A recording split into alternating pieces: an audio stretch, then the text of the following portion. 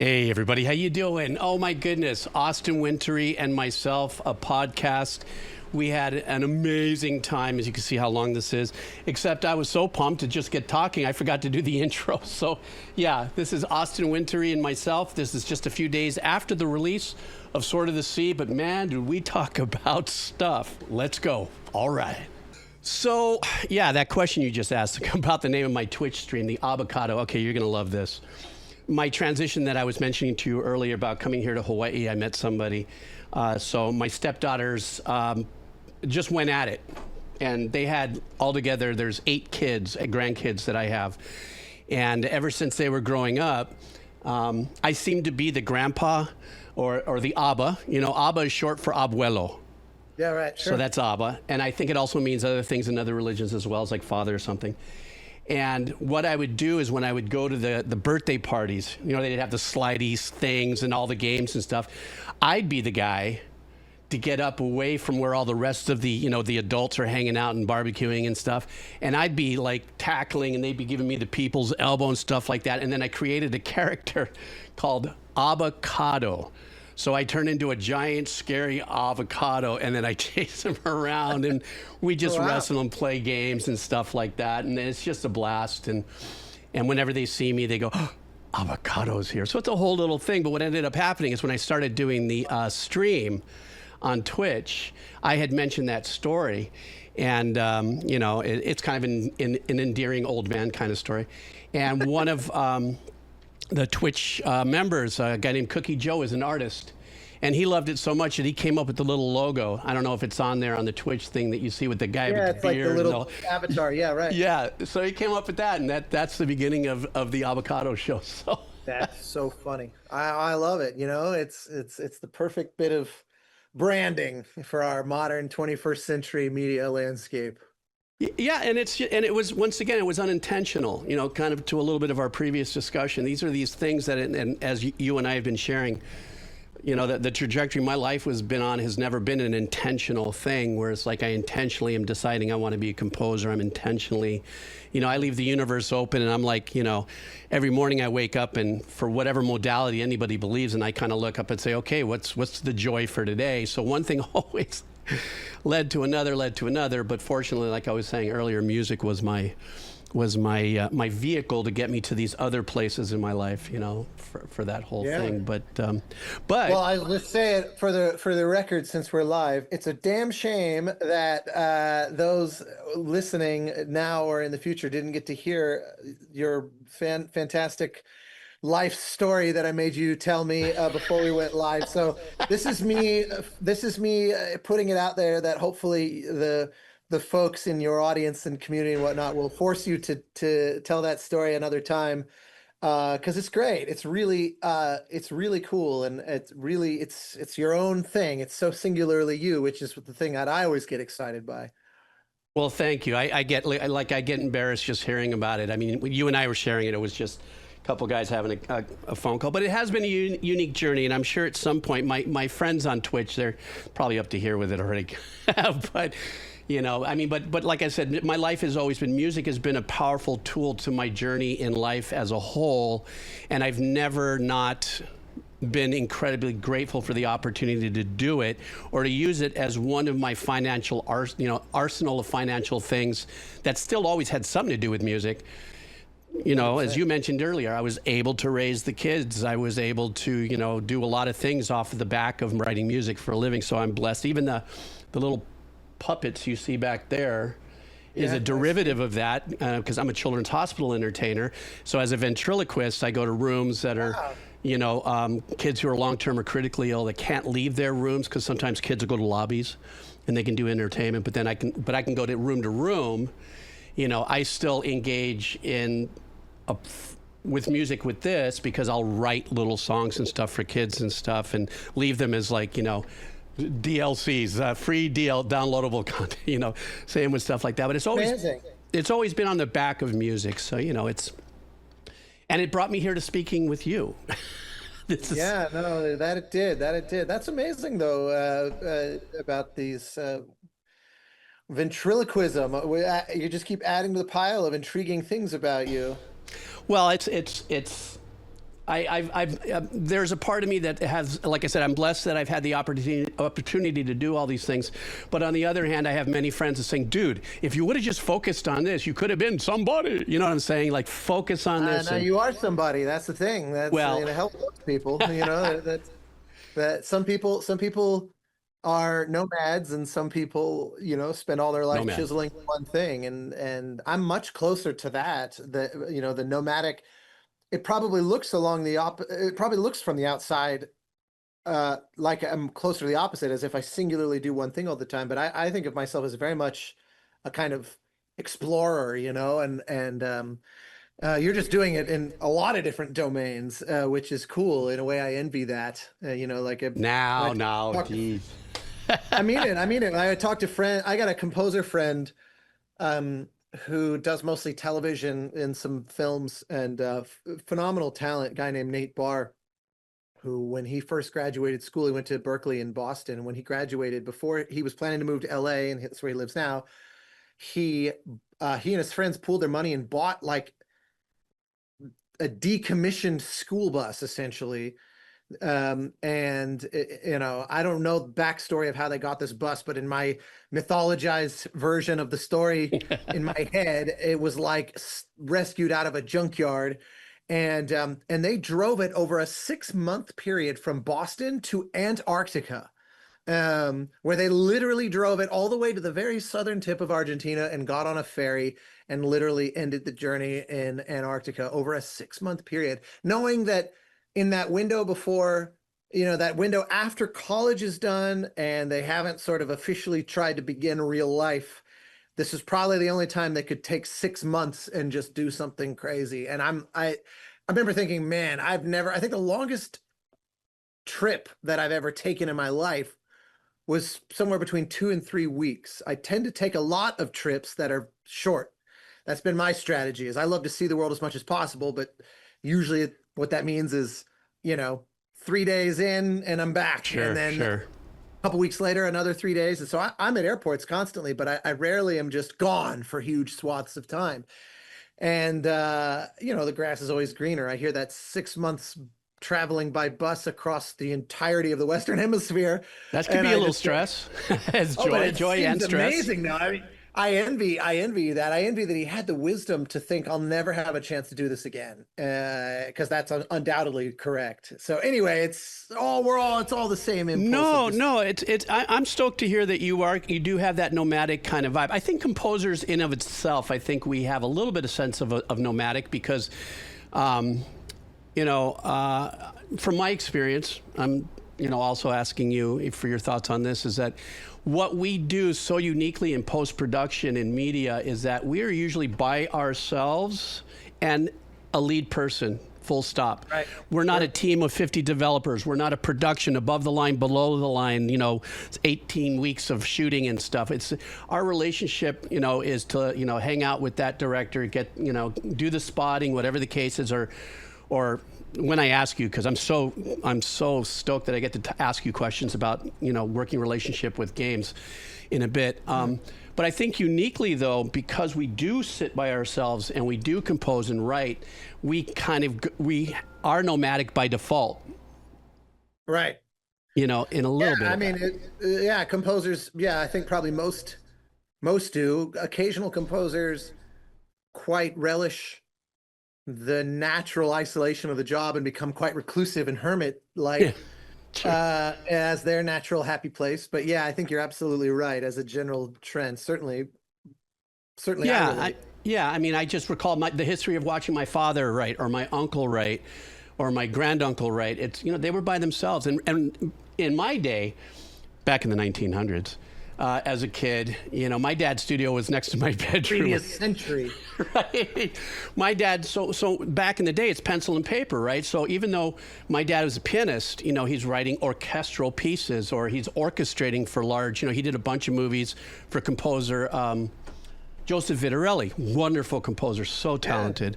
Yeah. And, but, you know, as a kid, I used to hear my dad plunking notes as he's writing them down, you know what I'm saying? Going through that process and everything.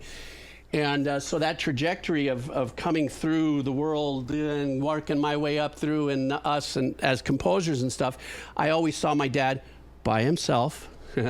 Always had his little snifter of course, he loved his little bit of highball whiskey and stuff like that and all that. But he was, or my uncle working by himself or writing it down on, in our case now we do it on keys and stuff. But, Oh, hey man, some things never die. I never am far from my my ASCAP sketch pad. Yes, sir.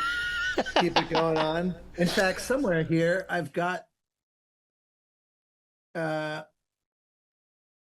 I think it's this one here. These are like running diaries. Oh my gosh, look at you. There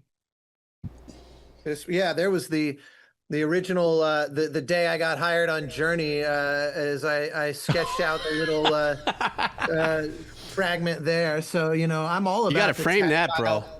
I love the handwriting approach. It's there's something different. Your brain clicks into a different mode. It's all about combining those. Oh, then you're going to love this. I got to tell you one quick story, and then we'll get on to it. So talking about writing music, before my father passed away, I already kind of brought you in on what he did as a composer and orchestrator and so on. And then my uncle, the whole journey between pop to Stan Getz, blah, blah, blah. And my uncle's still alive. He's 90, so fortunately, he's still writing music, if you can believe it. But what we used to do at our house is that at night times, this is when, about 20 years back, at nighttime after dinner, there'd be dessert and stuff like that. And my dad would pull out a piece of paper and write a staff and stuff like that. And we'd each get assigned an instrument, and he'd write 2 bars and then push it over to my uncle. Then he'd put his arrangement. That's awesome. And then push it over to me. They only gave me the bass, but I always loved the bass. I said, here, take the bassoon, do this, or take the bass. And that's what we would do. That was like our D&D. After dinner, after dessert, is we'd sit there and then we'd have to sing, and then all of a sudden I'd watch my uncle and my father have arguments and go, "Oh, you can't do that. What are you talking about? This is flat over here." No, but you can. That's so cool. That's such an interesting composer version of the kind of family jam band, where everyone grabs an instrument. And yeah, I've got friends who do that with their kids, or did it with their parents growing up and that sort of thing. Or you hear stories about like Leonard Slatkin. His parents one was a violinist, one was a cellist, and they would do string quartet. Actually, just read the story the other day about Jerry Goldsmith and James Newton Howard getting together to read through 4-hand piano arrangements of classical works together, which blew my mind. I mean, I know James Newton Howard is a phenomenal pianist, and Jerry was pretty good. I didn't realize Jerry was that level of pianist. Yeah, he's a monster. So in any case, that idea of writing collaboratively as a family is that's a novel one that I hadn't heard before. It was a trip. Some very interesting arrangements to have everybody kind of sort of tackling such a narrow portion of it so individually like that. Like just do the bass. It's so not how my brain can fathom music, that it's so kind of curious what the results would be. Well, that's what they would do. At the end of it, my uncle or my dad would pick it up and go to the piano in the other room and start to play it. And we'd all laugh because there would be the inevitable disaster. You know what I'm saying? Yeah, like, right. That's what. So now speaking of family, I'm going to shift gears and bring us into like a little bit more of the formal part of us hanging out. Very formal. One of the things. Pardon? I said, well, it's going to be formal. I'll put my suit on. So no. Well, you know what I mean. One of the intriguing things that I've asked composers, be it podcasters or just podcasting or friends, is when was that time when you were a kid, and what was it that you heard that made you go, oh, "This is what I want"? Do you kind of remember that moment? That in my case, it was unusually a very specific moment from the aforementioned great Jerry Goldsmith. So what happened was I was not into music at all up to the age of 10 or so. I was into comic books and reading. I wanted to be a novelist. I wanted to be a paleontologist and go live in Montana, pulling dinosaur bones out of the earth. I read a lot. I was a nerd, and I loved in hindsight, I have realized storytelling things all had in common that I loved. I loved games, I loved comic books, I loved writing and reading novels, movie, television, things like that, theater. And but music was sort of off that radar. I had, a vinyl of John Williams' score to Star Wars, but I couldn't have told you the name John Williams because it was Star Wars. I loved Star Wars, and it was an extension of that. So I didn't really see it as its own object. And then what happened was I'm in school, I was going to a normal, K through 5 elementary school in suburbs of Denver, normal public school. And we had our like music day where they put little 1-octave xylophones in front of everybody. And I remember those. yeah, it's kind of like the plastic recorders and the little 1-octave xylophones. And I remember they taught us simple melodies and I'll distinctly remember one of them was the Ode to Joy from Beethoven's Ninth Symphony, where everybody's plunking it out together as a class. And I remember looking at that and realizing, the notes are configured just like the white and black keys on a piano. And we had a little digital piano in our basement, like a keyboard, basically, that my sister had started and subsequently quit lessons on. So it was just gathering dust, basically, in the basement. And I came home and I realized I could plunk out with one finger Ode to Joy on the piano, having kind of realized the geometry was the same as our little xylophone.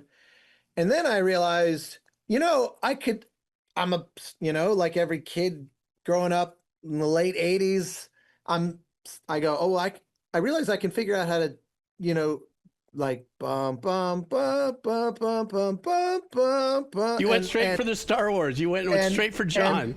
Oh yeah, of course, that was a big one. And bum bum bum bum, and all these little one at a time. And my parents were watching this kid who had never shown any interest in music, little plunking out by ear stuff on the piano. And my parents said, "Do you want to maybe get a piano teacher?" And I was one of those kids who was always very stubborn and would say no to new things. Do you want to try this food? No. Like it took me, it's funny because now I'm the opposite. I'm like this radical. There's a whole series of TikTok videos of kids doing that. I see what you're saying. Yes. Yeah, I don't doubt it. It's, it's kind of normal, but it's also sort of a shame. It's the classic youth is wasted on the young. And so, but in an odd, unusual moment, I was open to it. Now, there's one other component to the story that is very strange, but is a bit of kind of parenting jujitsu on my father's part, where in parallel to this going on, I'm giving you the kind of long version of the story because I feel motivated after hearing so much about you and your father and your grandfather. And so the part of this that's so crucial to the story is that my father, he had grown up in Arkansas, and we would go back. His father and mother still lived there. And he had 2 brothers and a sister in the general area, the South, broadly speaking, but Arkansas, in particular. And so I remember going as a kid, and we're kind of rifling through the basement of his mom's house, or like a closet or something. And my father was born in 1950, and he had found, this air rifle, this Benjamin Franklin air rifle that he had as a kid. This thing would never in a million years be legal to sell as a children's toy. Sure, now. Of course. Like half the things that we played with as kids. It was a very typical children's, BB gun. But, unlike a BB gun now that you would buy at like a sporting goods store that's with the O2 and everything. They're just little springs. This is one where you pump it. I remember the pump ones. Oh my God. You can pump it so full of air that thing it's the classic Christmas story. You could absolutely put someone's eye out with this thing. Easy. And it did happen. And undoubtedly. And so my dad, I don't know what my dad did with it as a kid. The funny thing is my dad was one of the, he was so deeply kind of kind-hearted, and he would never, shoot an animal or anything like that. It wasn't, could never get into, he was never a hunter or anything. He was a really big softy. But but you know, he probably just shot cans with it and stuff. But of course, being a 10-year-old kid, I was like, I want this. Uh, um, and actually, funny enough, give me 2 seconds. No, don't tell me.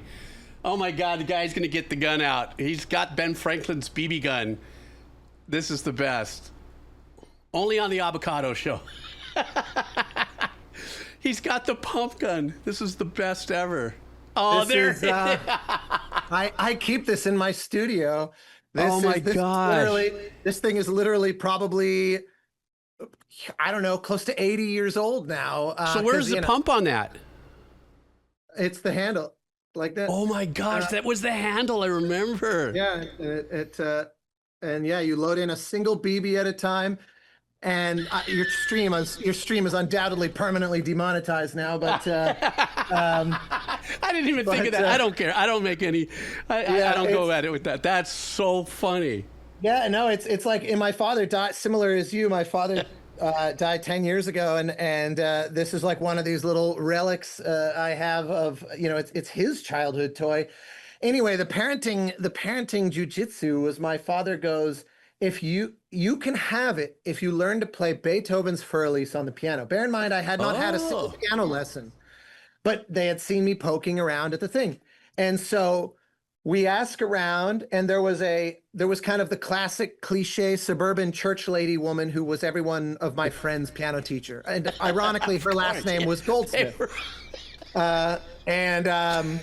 So we asked her for lessons, and she's too busy to take on another student. So she goes, you know, I know a guy who occasionally I'll recommend to, and maybe he could come by. And so this big Irish guy named Derry O'Leary shows up at the house and says, you know, I can teach you. And so literally first lesson, I said, I have to learn Fur-Elise immediately. And he's like, well, normally we would start with scales and finger exercises and things like that. And I said, no, there's no time. I need to learn Fur-Elise. So he goes, and he's got his library of material, and, you know, because he was a jazz musician and principally a jazz musician, kind of the Alf Clausen of vein, you know, very much a big band arranger and jazz combo kind of guy. But he could play anything. He could play any pop song on the radio. He could play any huge swaths of piano repertoire from the classical world, and because he played weddings and bars, and he was a working pianist. You know, this is Denver, the real live musician. And yeah, no, 100%. And so he had the sheet music to Fur-Elise and puts it on the piano. And I said, oh, I can't read music. I said, can't you play it? And he said, yeah, I can play it. And I said, so show me, and I'll just watch your hands, and I bet I can memorize it watching you. So he plays it, and I figured my way out. And within, I don't know, maybe 3 or 4 weeks of lessons, I was able to play Fur-Elise essentially through this mechanical rote memorization without any real knowledge of what I was doing. I had no concept I couldn't read the music still, and I had no real sense of what I was doing, but I got it, and I got this.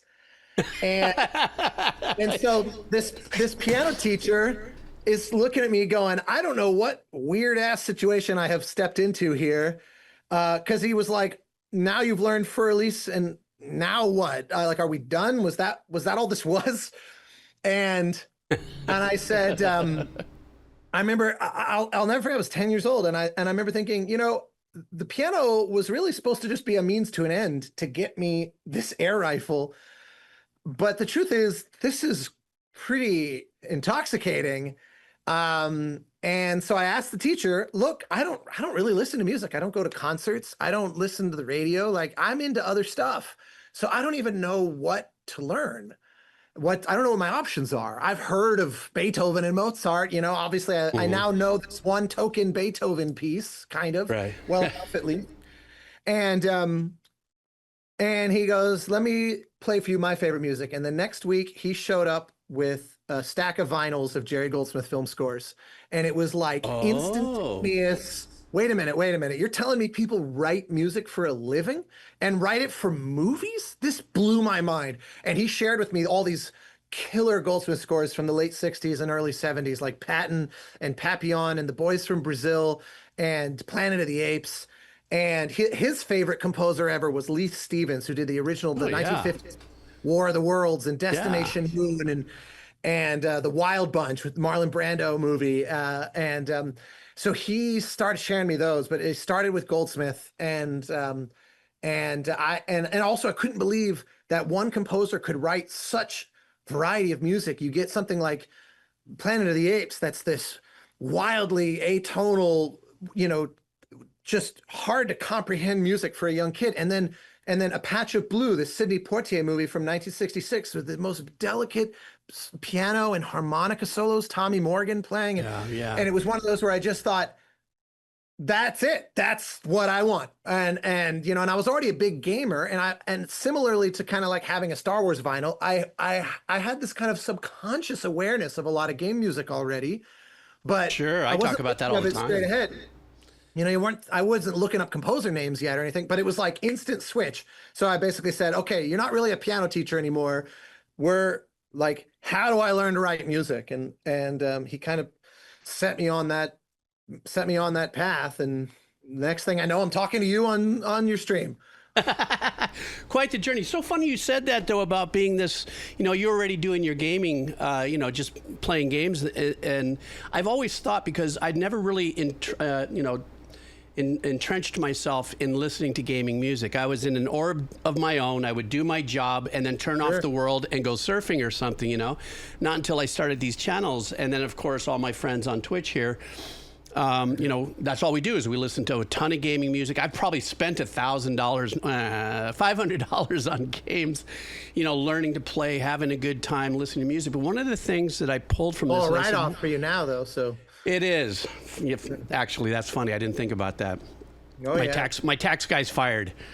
We only deduct coconuts and stuff over here. But but one of the things I've always told the people that I found so extraordinary about gaming music is the fact that it is such an ominous fire hose of the listener, not knowing that they're listening to so many different genres of music, while they're enjoying this aspect of music that they may not have otherwise chosen to listen to.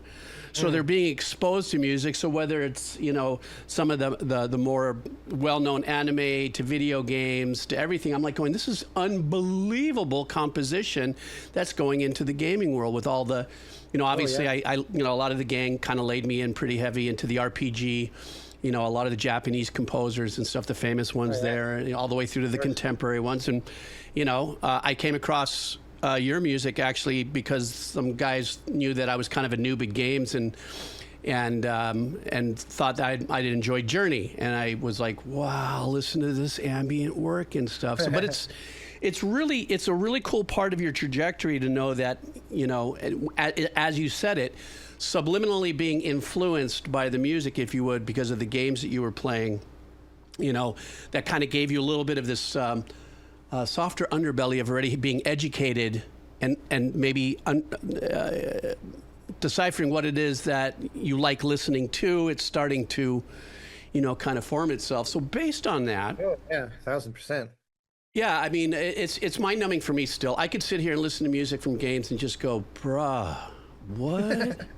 It's and also what I love about my experience listening to composers that focus on games, and I'm finding out that a lot of composers, that's just a segment in their their creative portfolio. Yes, there's composers that specialize in games, but I think there's a really good percentage of composers, such as yourself too, because I looked at your IMDb page and I noticed that quite a few of your beginning projects that are listed there have to do with short films that sure.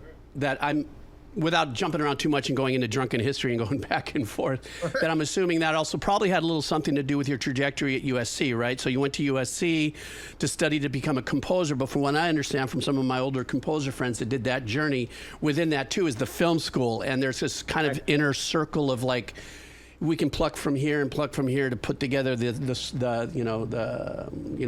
producer's or a director's or a screenplay's end of the year project, and they find a composer within the circle. Was that kind of the beginning of your trajectory like that? explicitly so. That is the reason I went to USC, is it had a reputation for attracting talented young filmmakers. And I was like, I can probably, because, I had guidance from my initial piano teacher, and I took music theory in high school. We had like the one class I could take, which it was obviously theory. It wasn't composition, but they're very interconnected. And I had a teacher, I got a private teacher in the middle of high school, who was more of like an orchestration mentor. We did talk about composition, but by and large, I mean, the majority of my knowledge of composition was through, I don't want to kind of overstate the case by calling myself totally self-taught. I wasn't, but I hadn't had formal composition training until I went to college. I didn't actually really like write a piece, put in front of a professor, get them to kind of take it apart and put it back together with me, mostly in ways I didn't like, which is the typical university experience. I get you on that one, brother. Yeah. So, but point being, I was confident in my ability to essentially self-learn. I liked learning. I read a lot of books. I try new things. I watch a lot of, videos on YouTube and podcasts about learning, new skills and just exposing myself to new ideas. And I love this notion of the lifelong student. So I already had enough of that in me at that time that I thought I can learn music wherever. I want to go where the next, Steven Spielberg is learning their craft. So USC was I started at NYU, which has a similar reputation. But I was, after some time there, I was like, yeah, it's very clear that the industry is really not in New York. And I love visiting New York. I don't really want to live here anymore. And so I made my way west to transfer to USC, knowing that school had a reputation for its cinema program. And now, fortunately, it also has an excellent music composition program. But I didn't actually care. I was like, I want to go where the filmmakers are. Because it's LA. It's not just USC. I thought being in LA will give me access to UCLA's film program and AFI's film program and all these others. And so, that was, in those first couple of years as a student, I was voraciously tracking down student filmmakers and working on all their little short films and stuff. Yeah, I mean, that's, without a doubt, that whole USC trajectory is seems to be, like I mentioned earlier, I had a couple friends of mine that go through that same trajectory, and they themselves have had their own run of success. You and I have so many similarities, though, and the odd thing is that I was never formally trained, but it depends on how you look at it, right? So if you have a family like I do, and I write a piece of music and I just go to the living room and Dad's just chilling out. I said, Dad, could you listen to this? What are your thoughts on this? And remember, when I started kind of writing too, my heroes were like Carl Stalling, the cartoon composer. I'm listening to that, and then I'm listening to, and if I was lucky enough to go to some of my dad's sessions and stuff like that.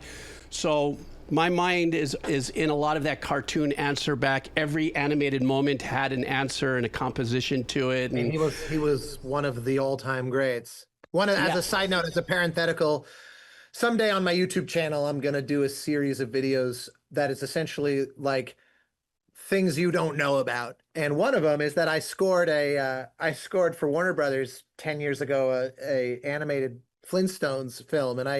Cool. We were able to do it old school with the band, like the kind of sitcom style quasi big band at Capitol Studio A.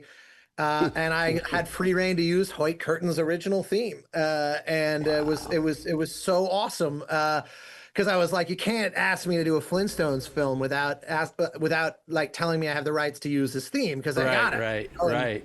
And I have such reverence. Those guys were such real composers, it's and not to mention how many millions of kids grew up watching Looney Tunes and Bugs Bunny and all that just never mind that they got exposed to these incredible performances, orchestral writing and big band writing by these great studio musicians, but also this enormous exposure to the classical repertoire through all the quotations those guys obsessively put in that writing. So that's a great influence to have. Somewhere I have an assistant who's like, if he were listening right now, he'd be foaming at the mouth, because that's so his jam. He's a jazz trumpet player, and he just lives for that animated, that world, the Carl Stalling, Raymond Scott, all that, all stuff. It's just the best. Yeah, and and as you know, you were talking about your trajectory being nomadic, really not having that formal training. You know, I only learned to read music because my trajectory was I was playing violin like when I was like, I don't know, about 5 or 6, and transitions to piano. You know, my dad and my mom kept on, my mom was an entertainer as well, you know, kept on saying, well, put him in front of another thing, see if he bites. And I didn't really bite until I did 3 years of classical guitar, but then drums. All right, this is the era of Black Sabbath and Zeppelin and, you know, Jeff Beck and all that sort of stuff. So, the rhythm in me is taken off. And I still didn't start reading until, this is just such a me story. You're going to die. You're laughing, Austin. So I was generally the Jeff Spicoli of my high school. And so not in the so much the duh surfer way where everything was like, hey, dude. But so on my first year of high school, I missed registration. So I come back and, George, you got to have, well, everybody knows me as Geebz. So Geebz, you got to come back and you got to take a class. You can't just do nothing before lunch. I went, what's left? And the counselor goes, choir. And I'm like, you know, the full Ren and Stimpy, like, bruh, what? And so I had to go. And on like the second week of school started, I knock on these 2 doors that open like this, and I swear to God, the doors squeak open, and they see some guy with OP shorts and Vans, hair's down to here, going, I'm here to try out for choir, you know? Yeah. But the fun story about that is I actually get in, I actually audition. I didn't realize I had a voice, and I kind of followed the notes. I ended up being a second seat tenor. And through the 3 years of choir, is where I really sponged in a lot of my arrangement knowledge. You had to read, so learning to read. I'm sponging, I'm getting all these, you know, our choral teacher was very advanced. She used to sing for the Los Angeles Choral Chambers Choir, whatever. And so, but through, and so through that education is when I started really sponging the power and the uniqueness of harmonies and stuff. And I was like, oh, this is mental. I'm digging this. Oh, yeah. And well, there goes another reason for me to get canceled again. Me and my choice of words. Back in the 1900s, that meant something else. Now it's like a whole different thing. But that's okay. The British are still holding on to that one, so you're safe. Okay. So, but still, yet as my career kind of edged forward, everything was like, pick it up, do it. Try it, learn it, assemble it. And then my dad started building his little recording studio in the late 70s. And then so I had opportunities to layer. But then mom and dad gets a divorce. Mom moves back here to Hawaii. I go to Hawaii and I spend some time back in here. But as soon as I come back, my dad goes, you know, you got to do something with your life. You got to get that lecture. And I said, okay, well, I went to what, I don't even know if it's still there. I'm sure it is, LA Valley College. Is that still? I think so. Yeah, I think so. Like they're in Van Nuys or something. And they had music theory. I went, okay, well, let me learn music theory. I didn't last 3 months. Just because of the rules. Yeah, the rules and everything. And my uncle had said, yes, learn music theory and then never use it again. And I was like, well, why am I going in the first place? So we always in the family have always had that thing. There's a respect for the education. There's a respect for the understanding. But in my dad and my uncle's way of thinking, everything is going to free flow from here. You're going to generate what it is that you hear and hear through the visualizing of whatever it is you're looking at, or you imagine as you're writing, and you are going to write a soundtrack what your feelings are. You know? Yeah, I think it's a real failing of our educational approach that theory is often framed as rules, when I always say it's more like learning grammar, because the more you learn it, the more eloquent you're going to be able to be. It's enhancing your vocabulary. If the goal is to be a poet, you want to have the maximal command over every aspect of the language you could possibly get your hands on. And I say this is no different than, it's just the musical equivalent to that. You learn everything you can. You know, theory is, everyone starts with, you know, like first species counterpoint and things like that, where you're learning very simple harmony rules of just one note against one note. And so they always go with like 16th century motets and things like that, where everybody moves in a kind of rhythmically very simple and predictable way. And it's all about just analyzing what's going on between the bass and the tenors and the bass and the altos and the tenors and the altos and the tenors and the and he's just kind of understanding all of that. And the point is not to say this is the right and the wrong way to do this kind of thing. It's so that when you listen to a piece of music and it really bowls you over and you're just a changed person, you have more tools in your arsenal to go, why did this affect me this way?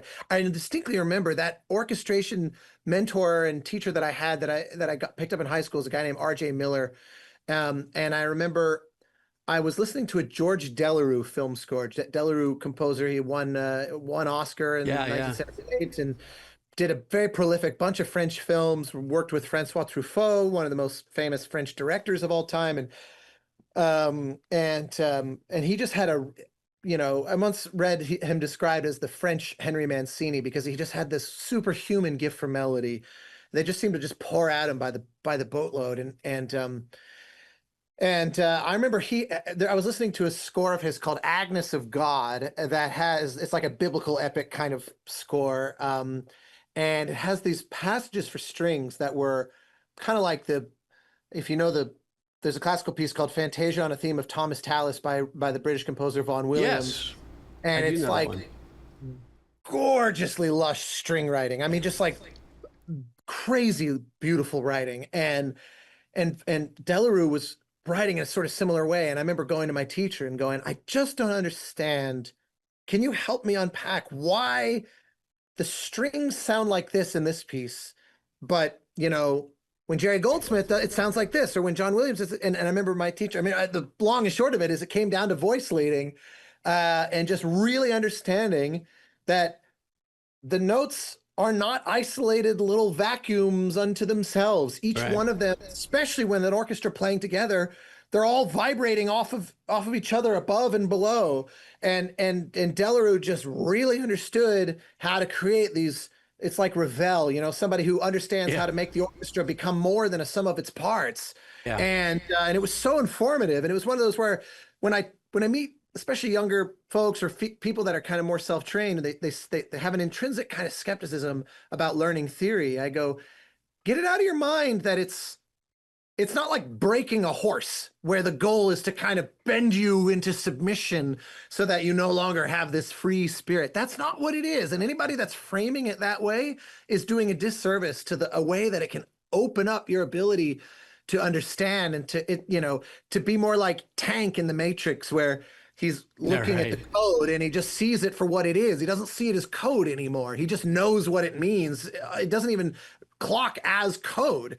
That's where I go, this is one of many tools at your disposal. Singing in the choir is very similar. When you hear music from the inside out, it's a whole other kind of one of the reasons why I love conducting so much is it's a totally different relationship with the music.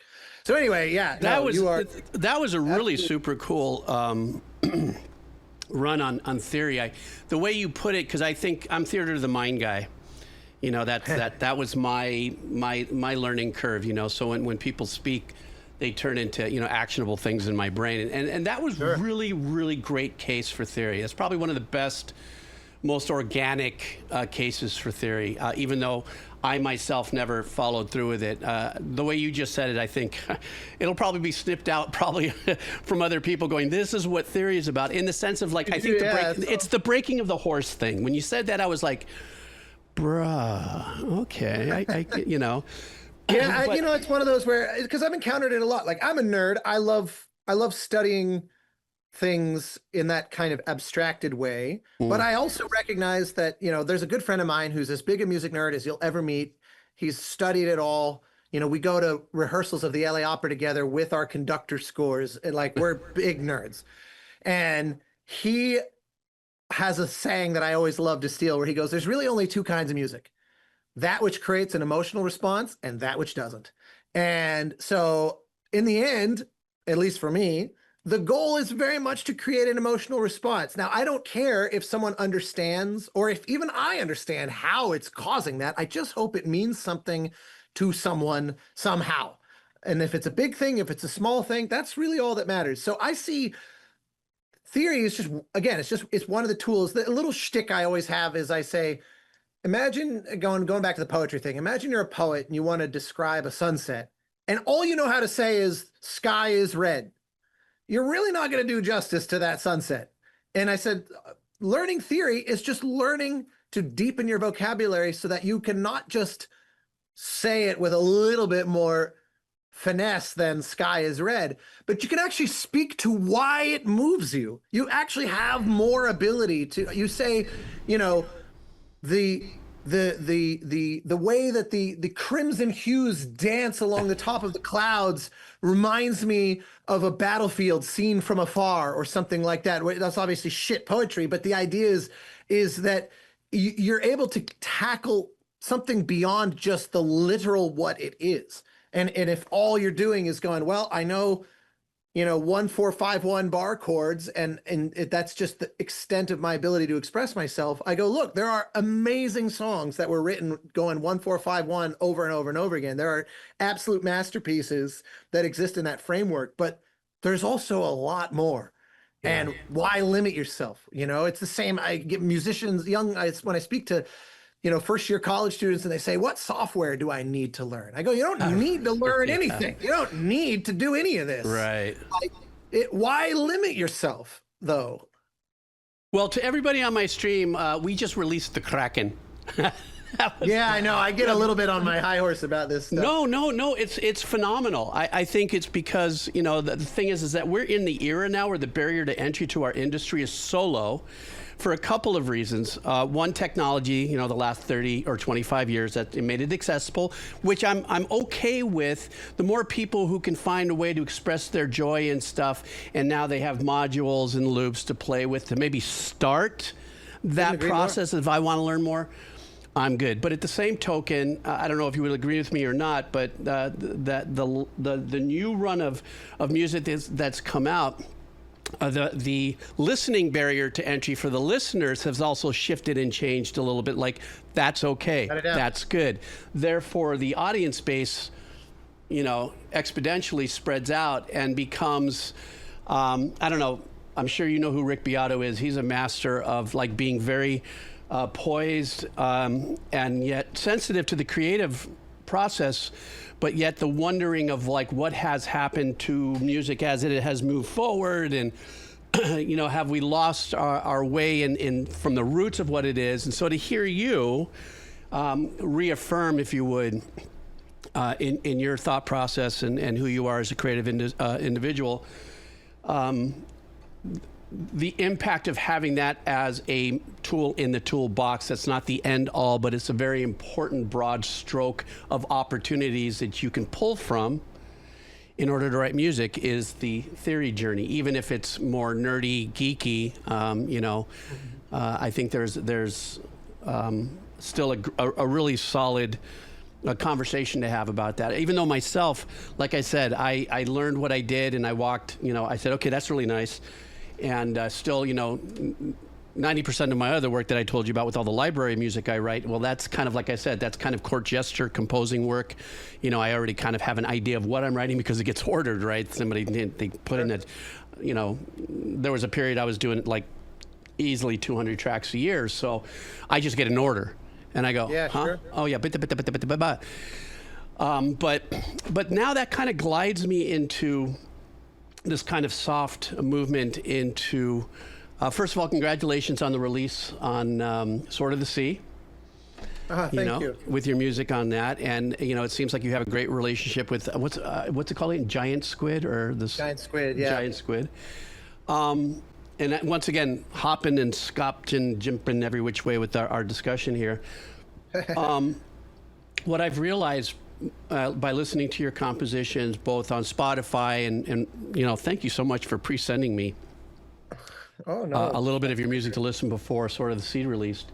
What I find your compositions to do, which to me is that thing where I go, this is for some reason tapping into a certain part of my theater of the mind, because that way I think, is you have such an amazing ambient ethereal vibe to your compositions, even though there are areas where there is movement and arpeggiations or ostinatos and things that give you that essence of moving forward and doing things.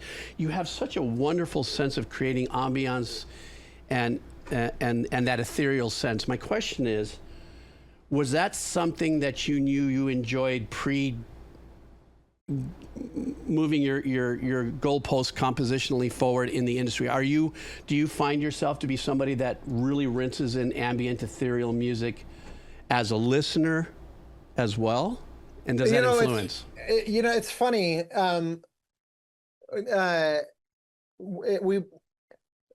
When you release music, and if you're lucky enough that someone actually kind of finds it in the world and listens to it and likes it, sort of multiple lucky things that all have to daisy chain there. It's funny how quickly one becomes whatever that person has heard first. Because, my part of the story of my background that I left out was because I was so passionate about, Jerry Goldsmith, and then very quickly my menu expanded as a teenager. I was listening to, all the greats of old, Dmitri Tiomkin, Franz Waxman, Bernard Herrmann, and also, classical composers, Stravinsky, Bartók. I guess more Bartók in college, but and then of course the obvious. I'm sorry, I only made that face when you said Bartók, and I went, is because my dad was a tremendous fan of Bartók's, and he actually had, if it's such a thing, an original copy that his brother, I think, gave my dad back in the 40s or something. Wow. So that, I'm sorry, I derailed you a little bit on that, but when you said Bartók, I was like, all right. Original copy of, in what sense? Like a manuscript? Or no, an original piece. There's a Xerox copy of an original piece that was given to my dad that my uncle has right now. But I'm sorry, I derailed you, but not many people bring up Bartók. Oh, to me, Bartók's one of the greatest composers who ever lived. He's also one of the few people who wrote arguably his greatest piece as his last piece. Mozart would arguably potentially be in that category with his Requiem, but the Concerto for Orchestra is like the Bartók masterpiece. I mean, he wrote a bunch, but that's the one that even people that don't love his music tend to love. And he literally wrote it. He was commissioned by Serge Koussevitzky in the Boston Symphony. He wrote it because Bartók was dying of leukemia and needed money. And it was literally like, here's a commission just to help you get by. And then he wrote this unbelievable masterpiece as his final work. And anyway, so bearing all of which to say that the sort of so-called classical or classical-minded composers like Jerry Goldsmith, John Williams, James Horner, that's where a lot of my head was in those early days. And while I did have a big appreciation for the more jazz-tilted guys, like Quincy Jones or like in the film world, obviously I loved that early era. Williams, Goldsmith had his side of that too. And I mentioned like Alf Clausen growing up in the 90s. You can't help but watch The Simpsons and realize there's some real writing in this show every week. Yeah. And just a whole generation of guys that could do that. But there was no question that I had a real fondness for that orchestral thing. And so I started seeing all these soundtrack albums that would say on the cover, like Star Trek: The Wrath of Khan, composed and conducted by James Horner, and Jerry Goldsmith, The Boys from Brazil, composed and conducted by Jerry Goldsmith. And so when I was 14 and starting high school, I went into the school orchestra and said, "Can I conduct the orchestra?" And I'm writing music, and I said, "Can I give you music that I'm writing?" And the orchestra teacher said, "Yes, and we should put you on the podium and you can conduct it as well." And so I had this stupidly lucky high school where literally a few times a week, 2-3 times a week, for all 4 years of high school, I was in the school orchestra putting music in front of them and conducting it. So I never took an actual orchestration class until college. And by the time I took an actual orchestration class, I'd probably put 1,000 hours in front of real musicians in front of and conducting it myself. So it was one of those really lucky, just like fumbling. And bear in mind, the music I was writing was terrible. It was orchestrated awfully. I made so many mistakes, but I would make these mistakes not in a classroom setting. I would give the downbeat and it would sound like absolute ass.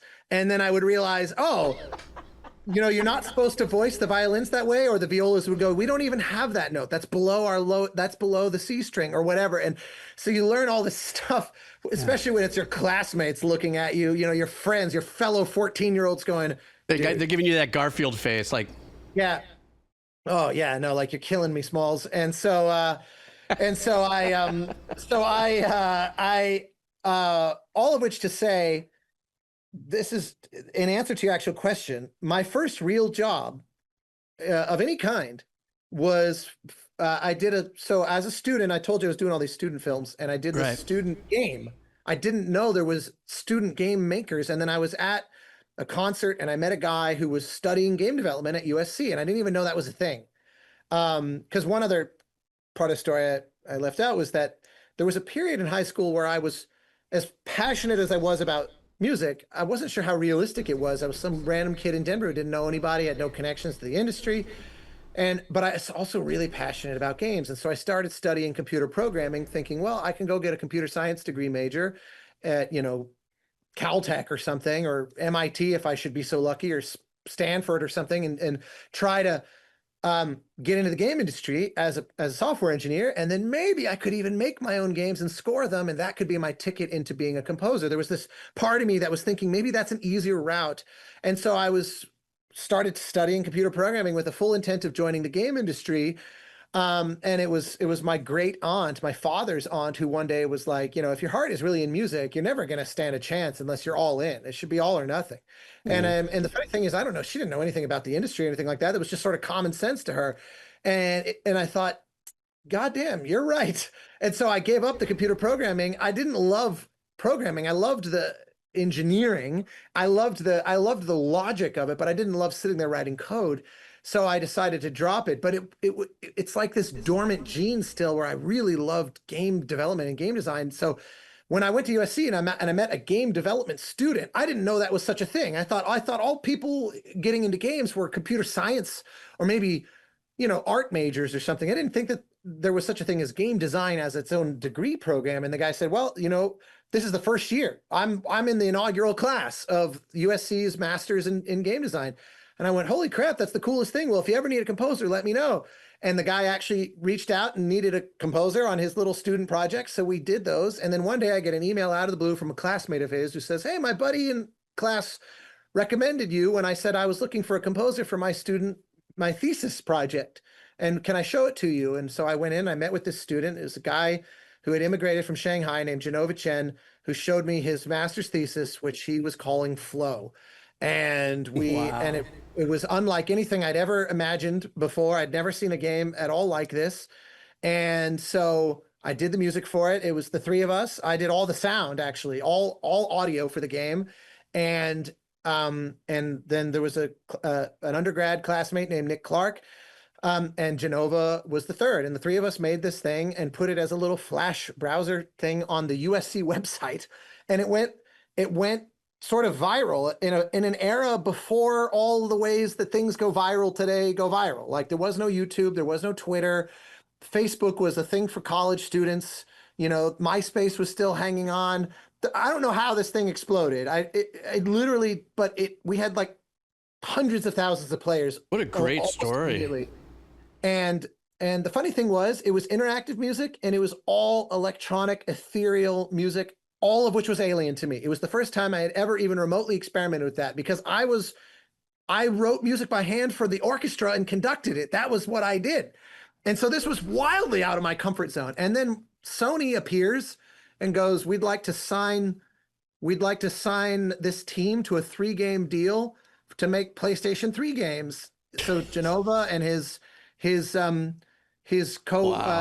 mate Kelly Santiago, they co-founded that game company, and I got asked to I got hired by Sony and by that game company to work on Flow again, but now as a full-blown PlayStation title. And it came out, it did surprisingly well. It was kind of like in the indie darling way, it got a lot of attention. And so I'll never forget this. I remember coming across a comment online somewhere, like on a forum or something, that said, Austin Wintory is the Brian Eno of video games. And I remember thinking that was absolutely hilarious because I was like, if only they knew that my whole outlook was beforehand was nothing. Yeah, exactly. But at the end of the day, to the point we were talking about at the beginning of this conversation and before we started streaming, at the end of the day, my real passion is doing something that I don't know how to do and going somewhere I've never been. And so electronic music was, and sort of ethereal or so-called ambient music, that was wildly outside my comfort zone. And so, you know, but there are people now who, you know, there's like, I worked on a franchise of games called the Banner Saga that were pretty popular. And that was all scored for like concert band wind ensemble. And it's really dissonant music, really vicious, essentially entirely acoustic. There's very little in there by way of electronics. There's a little bit, but essentially none.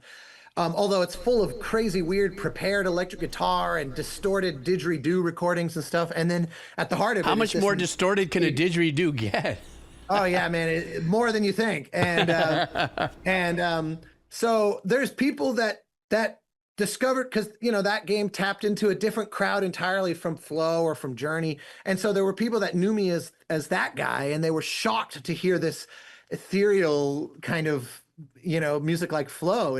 And in fact, it's funny is it depends on it. It's so interesting how even Journey, it depends on what part of the game invariably spoke to someone the most, because the end of the game leans heavily on this string orchestra with cello solos, and then there's vocals that come in over the ending credits.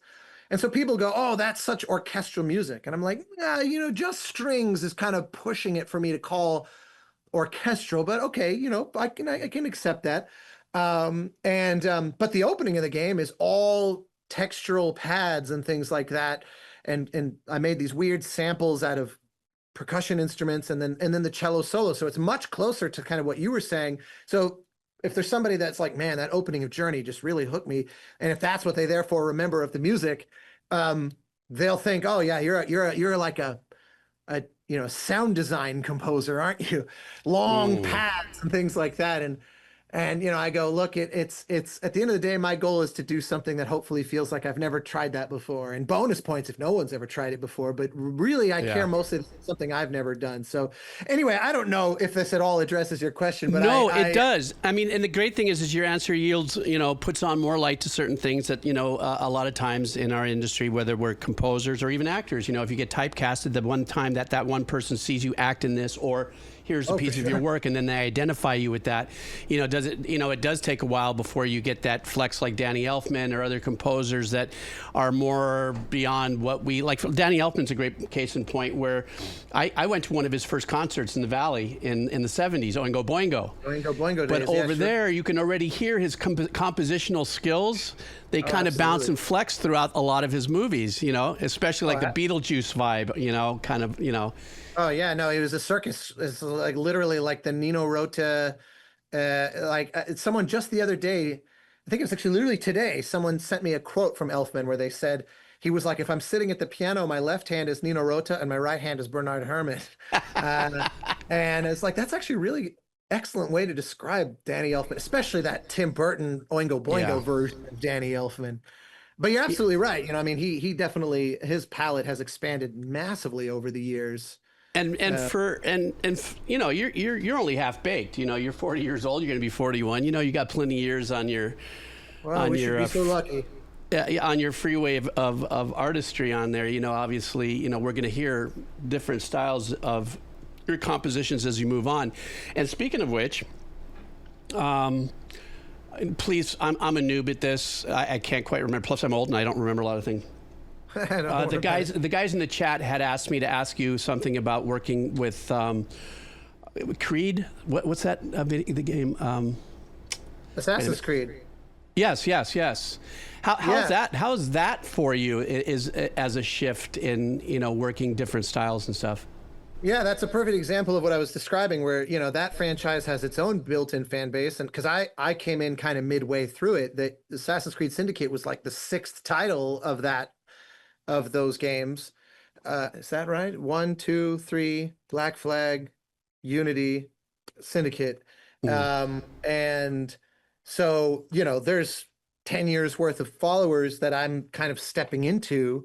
And so there's people that to this day probably only know me. They have no idea I've worked on other titles because they're just like AC fans, you know, and because that franchise in particular is popular amongst people that are, you know, they like a certain kind of game and they don't seek out a wide buffet of titles in their gaming experience, or they just only have so much time in their life to give to one or two, you know, types of games. You know, they're not the kind of hardcore gamer that tries little bits of everything. They're like, no, I'll play a new AC when it drops, but otherwise I do other things with my life. Like that's one of those franchises that has, you know, sufficiently large audience that there's a lot of people in there. So I'll get comments on my YouTube videos or things every now and again for someone that's like, you know, I've been listening to Syndicate on Spotify and it didn't even occur to me to like click on your name until 2 years later. And then I discovered there's all these other games.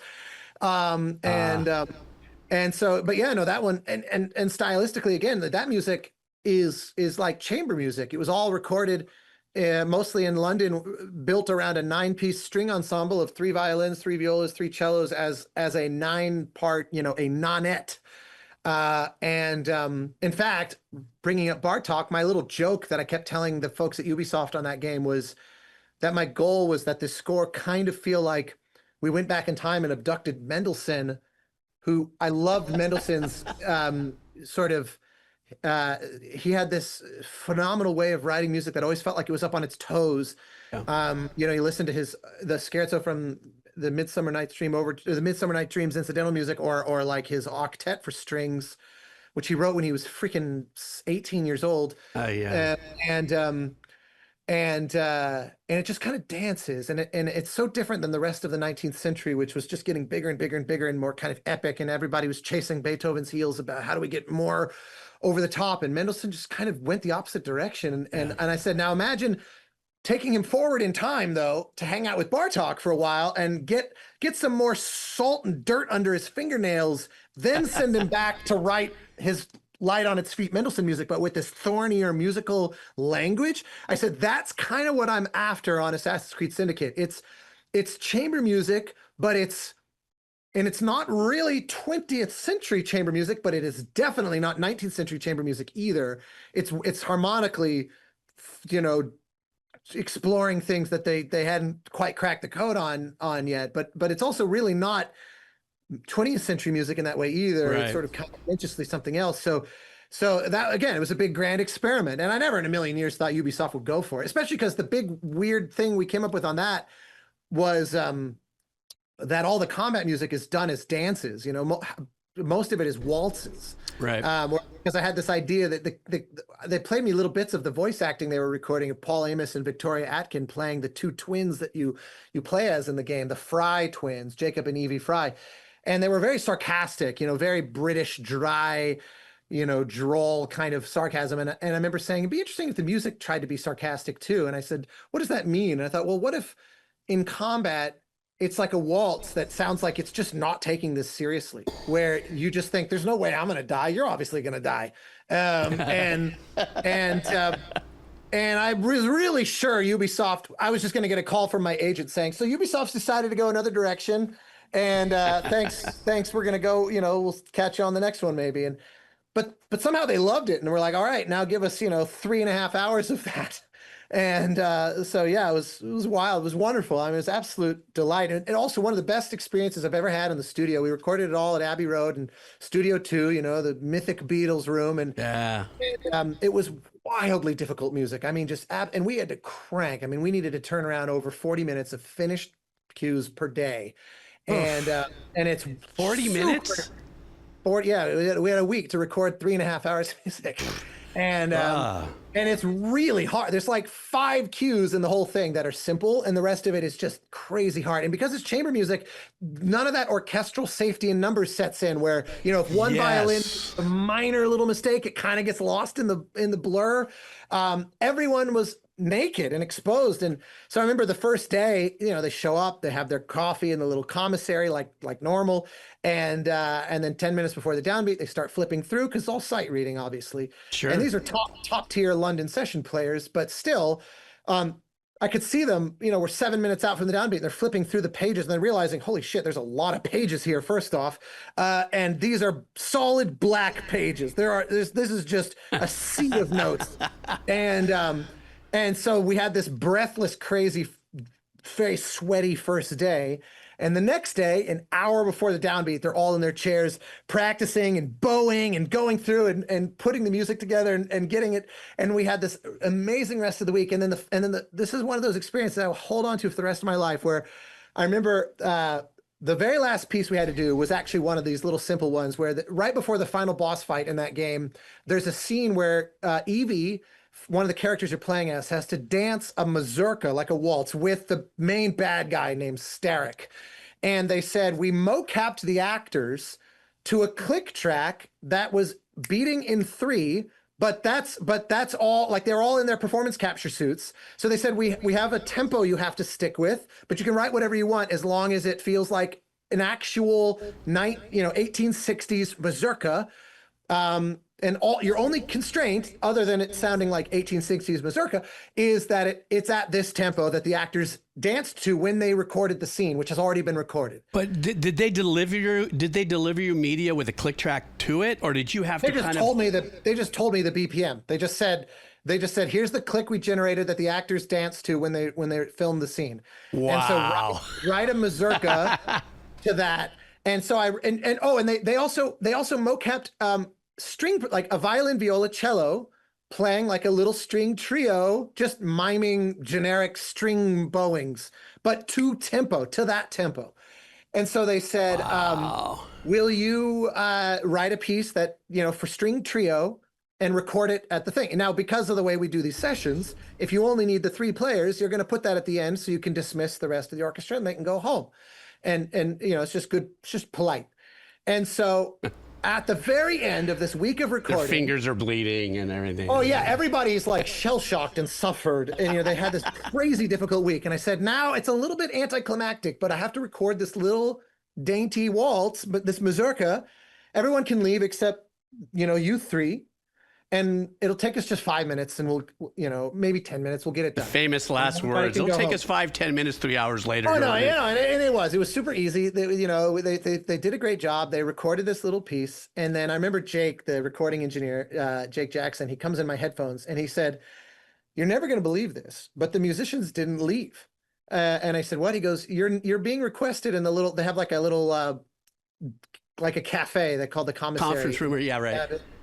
You mean kind of like the one up at Capital A upstairs, just a little place to hang out? Yeah, it's but they actually have like it's like a little coffee shop. They make food there and they have a nice like espresso machine and stuff, and it's it's a good place for lunch and for taking a break. And so yeah, he says, You're being requested to go there, and none of the musicians had left. In fact, they had bought cake and champagne, and they wanted to celebrate that we survived this hell week of recording. And he was like, normally they just go straight home because these are pros. They all record.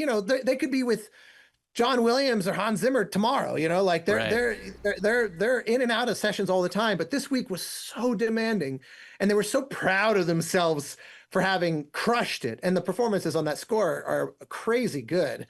And so they wanted to party. And so we literally finished our little mazurka, and then all of us gathered in and drank champagne and ate cake for the next few hours in the studio. That is so badass. What a great story. It was absolutely, I couldn't believe they had all stayed. It was so special. Yeah. And so the hilarious thing is every now and again now, like on Sword of the Sea, we were recording at Air, but we were back in London, and it's a lot of those same, it was all violas this time, but it was a bunch of the same players as had been on Assassin's Creed. And it was so funny because they all showed up super early to the session because they were like, oh God, this guy again. And it's so funny because you played Sword of the Sea. There's nothing in there that's sort of technically challenging for those players. And so that was really funny. They were all there real early, and then we all just had coffee together because I said, "Oh no, trust me, today is going to be one of the easiest days. It's all about the feel today." Wow, what a great story. I think that now here's where I'm going to jump around a little bit. Okay, so we're going to have a little bit of fun. Go for it. Since we're talking about chamber music and stuff like that. Sure. Austin, what are your thoughts about Claire Obscure's music? Oh, score of the year by far. Full stop, right? Yeah. No, I had a wonderful opportunity to get to know Lorian. We did a podcast together, and now he and I message each other constantly, honestly, because I feel a kind of big brother dynamic with him, where I realized at some point over the last 20 years, I had started to transition into being kind of part of the establishment, or like the old guard in the business, and I realized I know so that much feeling. of what it's one of those that it was a wonderful feeling to feel old, as it were, because I realized what he's experiencing right now is very reminiscent of what it felt like when Journey came out, because Journey exploded in a way that none of us saw coming. And I remember it was like, I remember getting, calls from like CNN going, the soundtrack to Journey has charted higher on Billboard than any video game soundtrack ever has. And getting like, and it was so surreal to be getting just messages like this left and right. And it was they didn't have a Grammy category back in those days specifically for game music. And when it somehow got nominated, and the other nominees were literally Howard Shore, John Williams, Hans Zimmer, it was everything about it was so incomprehensible surreal, and just like nonstop. And so see, and Lorian, this is his first game. Journey was technically my second game, other than a few student projects. This is his first game, and he was the second person hired by that studio. Yeah, literally, I read about that. I mean, the whole journey for him is so extraordinary in the sense that, from what I understand, and I didn't have the opportunity to, have a conversation with him about it.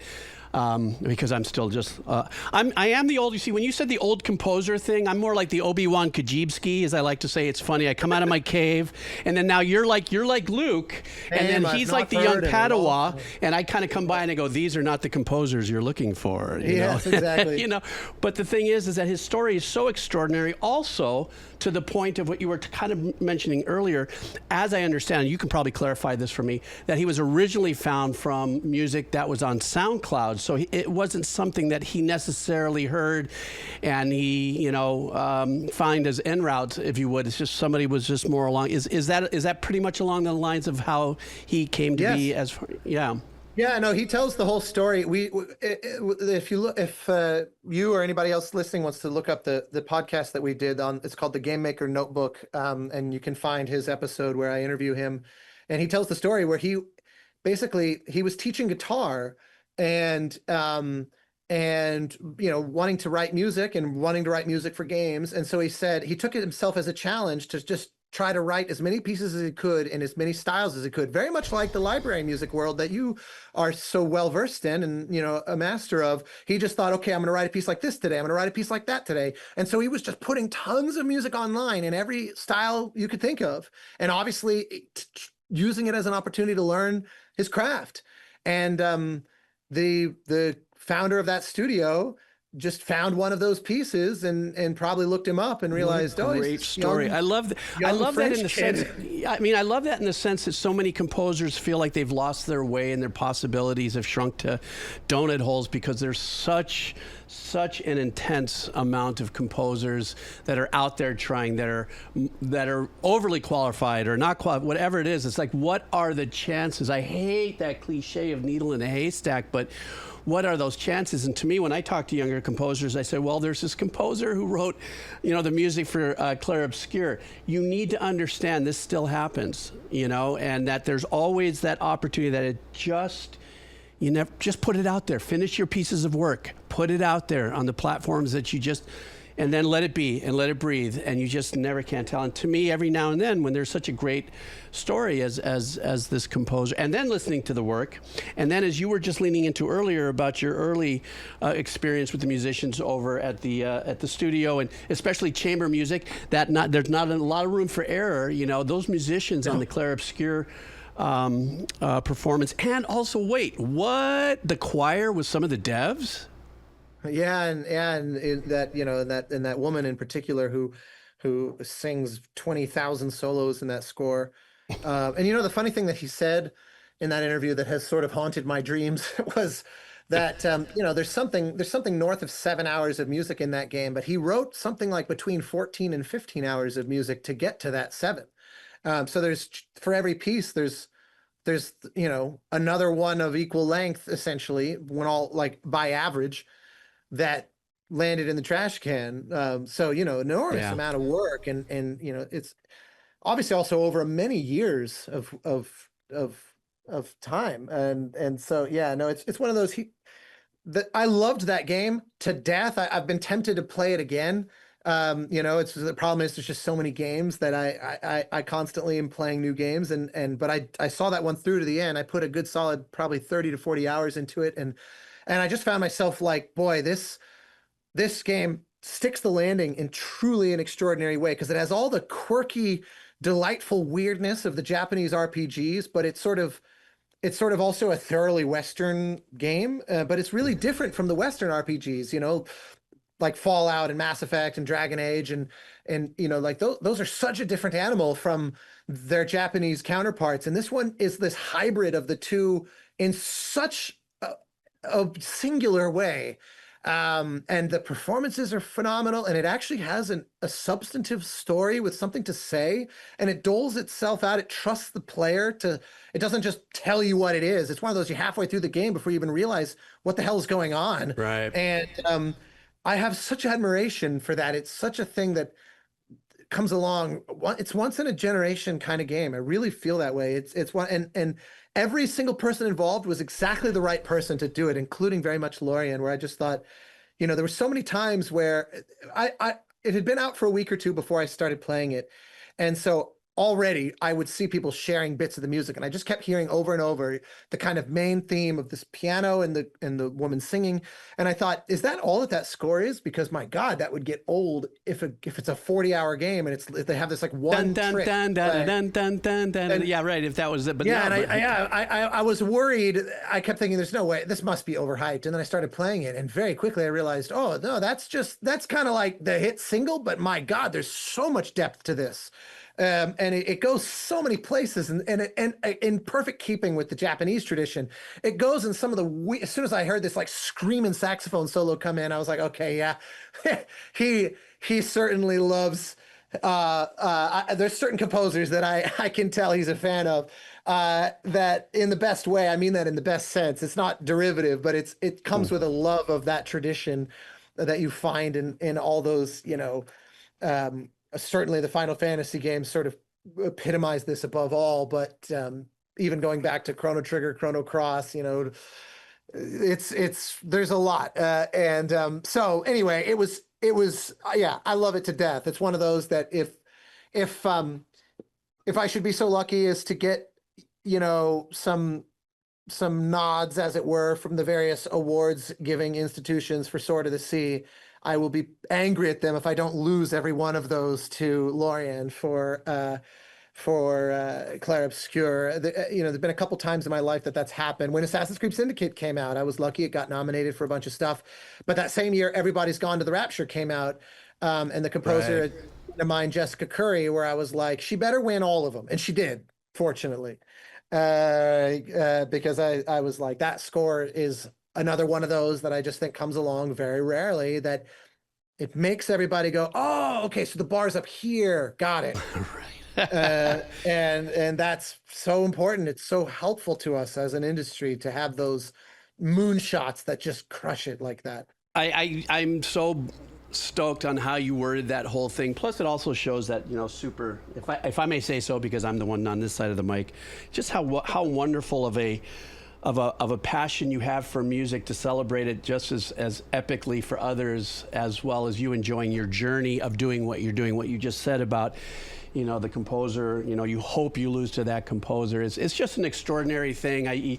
It kind of just, you know, it reminds me, yes, there are warm, good people left in this planet, and it's not about them, and it's about that. And it's such an extraordinary look, at the end of the like I did a little video on my YouTube channel a few years ago where I talk about my favorite compliment a composer has ever given another composer, which was from a dinner gala event put on by a group that doesn't exist anymore called the Film Music Preservation Society, where they were honoring my great hero, Jerry Goldsmith. And there were a bunch of speakers there that night, including towards the end of his life, the eternal God among us, Henry Mancini. And Mancini said the best thing anyone's ever said about a composer which was Jerry. He goes, Jerry, we love you. You keep us honest and you scare the hell out of us. And I remember saying, like, what an amazing sentiment for a composer to express, because this is not from any random composer. This is by someone that like millions and millions of people would hold up as the best composer of all time.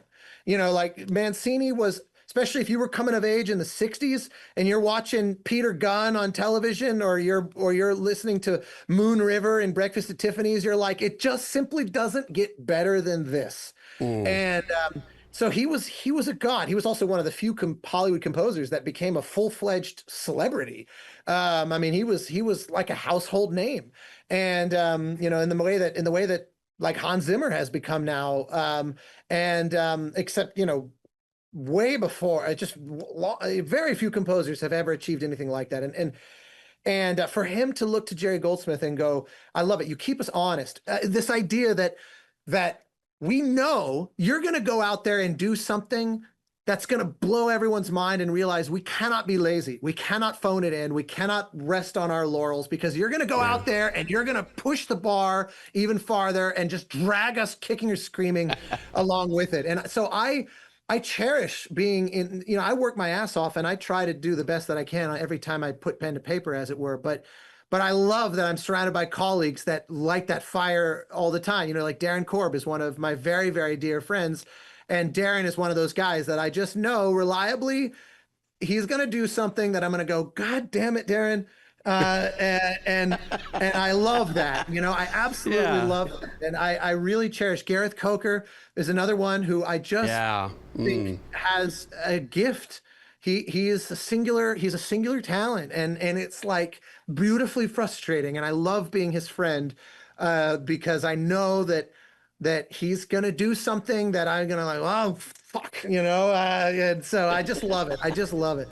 And, I think that's wonderful. I mean, the energy that you have to, you know, continually push yourself, and the influence, yes, and the outward influence of so many different types of composition that yield itself through, as far as like I said earlier, the video game world. What that world has, I don't know of a better way to say it, but what the video game industry and the anime industry, that whole industry, has given the opportunity for so many composers to spread their wings in such unique ways that I don't know that we would have had the opportunity in the Western world. Well, I don't consider myself of that ilk, but I'm just saying, as a composer, I can kind of hang on the peripheral edges of that conversation.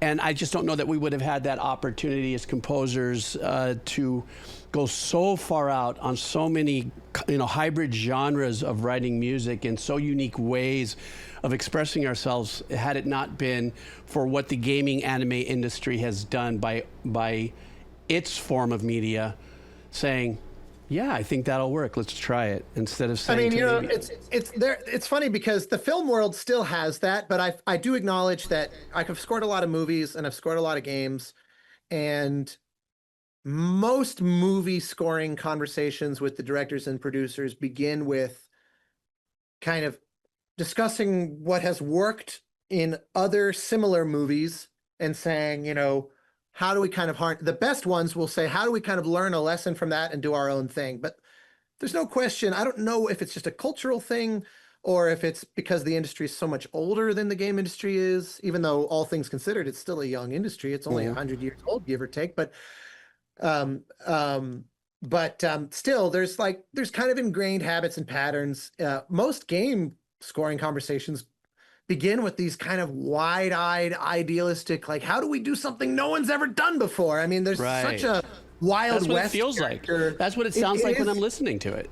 It is a joy. I do love. I mean, again, I love doing both, but you know, I feel very lucky to have made a home the way that I have in games, because that's very much how I am. I always want to try to do something that I feel like I've really never tried, and I've just almost never met with resistance on that stuff. If anything, they're like, go harder, go nuts. Like I said, on an Assassin's Creed game, which is about as mainstream and blockbuster kind of franchise that you can get in games. There's, you know, it's in that same category as, you know, Call of Duty and Medal of Honor and all these others that, you know, they're very straightforward. How do we move a lot of copies of this kind of game? And I was writing some of the craziest stuff I've ever done for that franchise, you know, where they were like go harder. Can you give us more?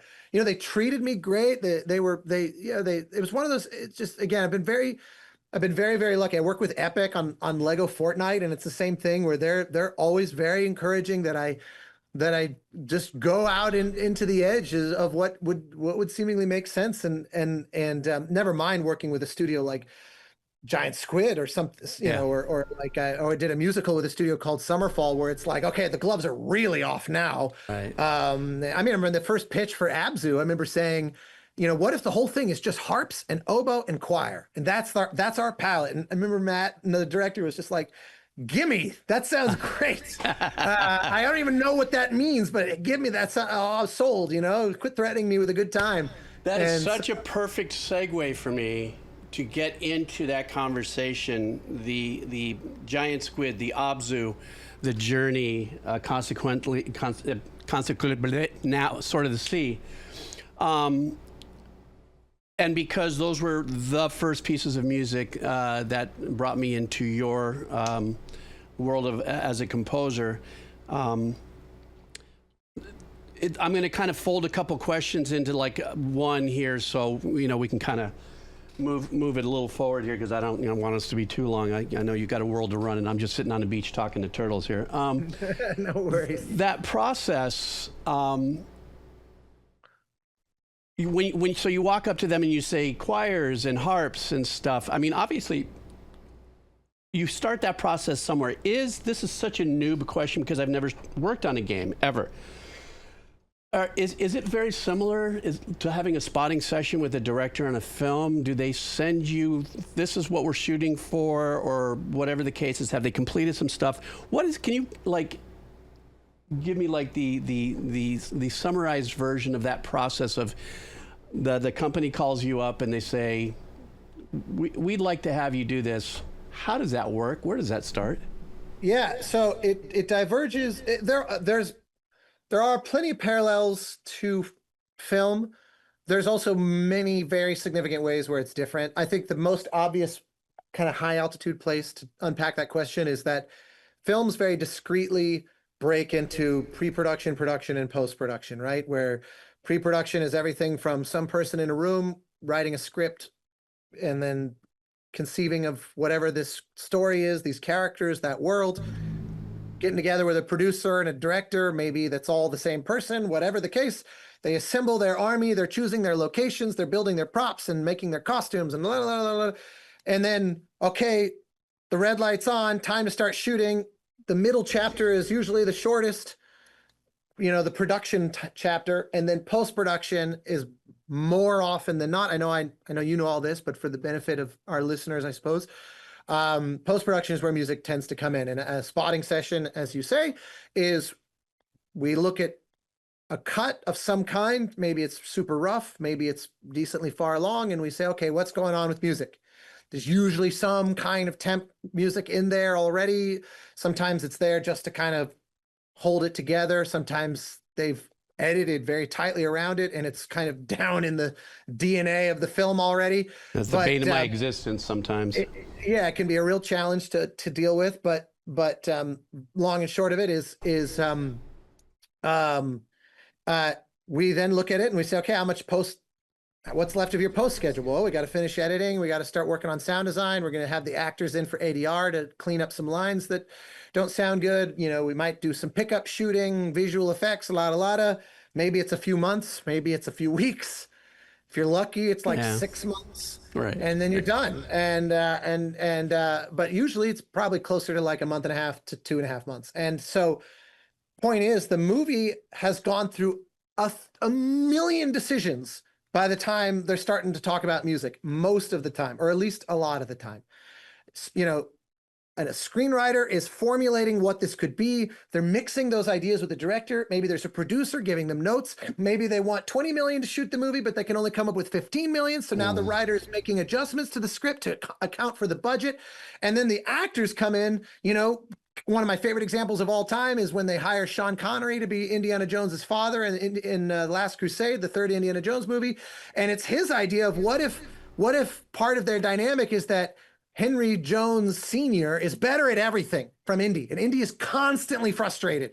And it's like every time they get into a situation where a puzzle has to be solved, it's Henry who tends to be the one to solve it. And Indy comes off like this barbarian who solves everything with violence. Even though we think of Indy as clever, through the lens of his father, he just looks like this caveman, you know, and so much of these impulses were brought by the actor looking at the potential in the script. You know, another example is John Delancey, who plays Q in Star Trek The Next Generation. That was not meant to be a recurring character. And then when they saw this amazing performance in the pilot episode, Encounter at Farpoint, they go, we got to bring this guy back for more. So point is, you know, the actors, the cast, sometimes the set itself will influence decisions where the director realizes, oh my God, look at the way the lighting bounces off that surface. The camera should come in from over here. What if we did this on a handheld, just as an additional take, just to see what happens?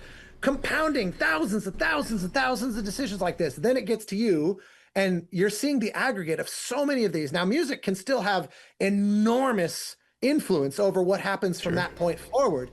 But still, it's like, if you think of it as a painting, thousands of brushstrokes have happened before we're brought in. Now, there might be a lot of canvas still left to go, or a lot more layers that can be added, but there's no denying that in most cases, the thing is most of whatever it's going to be. And you're kind of like nudging it more than wildly reinventing it. You know, Steven Spielberg once said that that John Williams does what he calls a page one rewrite of every movie he does. And he goes, if I'm lucky, through the course of my direction of the film, I can make the tear form in your eyes, but it's always Johnny Williams that makes the tear actually fall. That's one of my favorite Spielberg quotes, which I'm mostly getting right. It's a quasi paraphrase, but the idea is that, like, Spielberg tees him up and Williams knocks him down. That is emblematic of one of the big differences, though, with scoring games, where like the theme to Journey, which later, for 3 years, it was just called Theme. Then we later called it Nascence.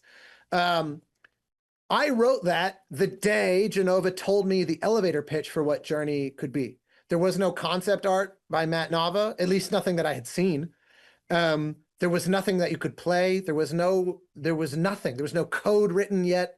It was, I have an idea for our next game. In fact, Genova told me the premise very vaguely at the Flower launch party. I didn't work on Flower, but they're my friends. I went to the launch party, and he pulled me aside and said, we have this kind of idea for the next game. And he told me about it for a minute. And I said, we should talk about this in more depth. We went and had dinner. He told me a little bit more. We talked about Joseph Campbell and the hero's journey and the idea of what the game was exploring, the mythology, the monomyth of a hero of 1,000 faces of Joseph Campbell. And then he said, come down to the office and we'll talk in more depth. And I went down, and he said, you know, let's come up with, he said, Genova is unusual, where he likes to use music as almost like concept art, where he said, you know, the emotion matters more than, he wants music to influence the team. And so he said, I would like to start with music and then let everybody else's work sort of react to that.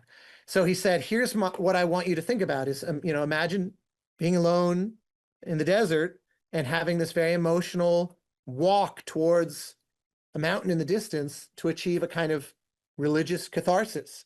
And we talked about it, I don't know, for an hour. And I walked to my car and I left myself a voicemail saying, solo cello, bum, bum, bum, bum, bum, bum, bum, bum, bum, bum, bum, bum, bum. Okay, bring in a bass flute, add harp, and then we can maybe reprise the melody an octave up in strings. Drove to my studio. We were in Santa Monica. I drove to my studio up in Burbank. I called Tina Guo, the cellist, and said, could come over in an hour. I remember I literally wrote it out by hand. No click or anything. She came over, recorded it, and then I built a mock-up around her performance. I had my friend Amy come in, play the bass flute, did the harp with them as samples, and then did an arrangement of the strings real quick and sent it to him that day. And we literally never changed it never changed it again. The only thing that we changed was when it came time to get ready to ship the game, I stripped out the fake harp and strings and recorded them properly. But Tina's and Amy's performances never changed, and it stuck through the whole process. So point being, I got to be in there.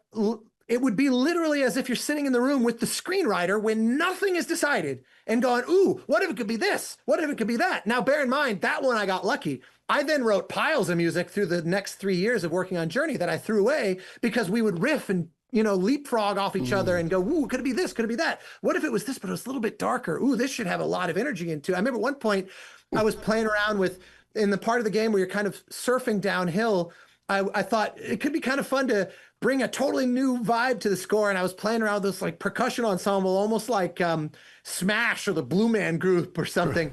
And or Stomp. You remember that show? Oh my gosh, yeah, that was a while ago. Yeah. And I was like, imagine something like Stomp here or something. I remember Genova hated that. So I was like, okay, never mind. And so, just exploring and coming up with ideas and throwing things away and iterating, and every step of the way, where the team, there's nothing there yet. And it's like, okay, we're thinking about a part where it's like surfing downhill. We want something, we need to inject some energy, and we think there can be some, but it can also be interesting because it can be wistful, where you're surfing in what you think are like canyons, and then you realize, no, these aren't canyons, these are ruins. Where am I? And so that was very interesting. Wow, what a process. And I thought, okay, and so I would write a piece of music, and Genova said, I don't think it's quite wistful enough. He said, you've got the energy and the sort of the fun, with the cello doing this, but he said there should be kind of a sadness because it's ruins, and let it be implicitly a little bit wistful. And I said, oh, that's interesting. And then I would play the build and look at what they were doing. It's all rough grayscale, no art, no lighting, anything, but you start to see it and you go, ooh, let me try this, put it in. And then I remember I put something in that was kind of mournful, and Matt Nava, who was the art director at the time, was like, ooh, what if we did a moment where the camera comes to the side and you have this like sunset moment where it's actually quite sad, but it's also quite beautiful. And it's like, ooh, let me add strings to this now. That could be really we can really kind of go for the jugular on that moment, and just back and forth and back and forth and back and forth. So it would be like if you got rid of the different chapters of pre-production, production, and post-production, and it all becomes one continuous thing. It's kind of like the difference between an electric car and a traditional combustion engine, where you don't gear shift. It's just smooth, continuous spectrum of torque. So we literally I can be just as contributing on day one as literally the day before we're finished, because it's all liquid the whole time. Movies don't get that luxury. Well, so then that's an extraordinary story. So, I mean, full stop is that you were obviously part of the team from day one in co-creating, if you would, the whole creative environment aspect of it. One of the questions that I have that I know you can help me with, this has been one of my biggest, how do they do this, is as you write a piece for a section, like you said, the fluidity of Abzû journey and even sort of the sea is it goes until you get into a new environment. You achieve these things and you get into a new environment and stuff. For the question I want to ask is,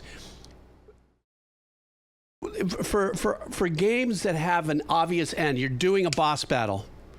Right. And, oh, shit, I got killed. Oh, I got to start again. Oh, crap, I got killed. Oh, I almost made it. And then it gets to the end and stuff. What is the technical production aspect of knowing when a piece of work that you've written, it needs to loop because he's still in that boss fight arena?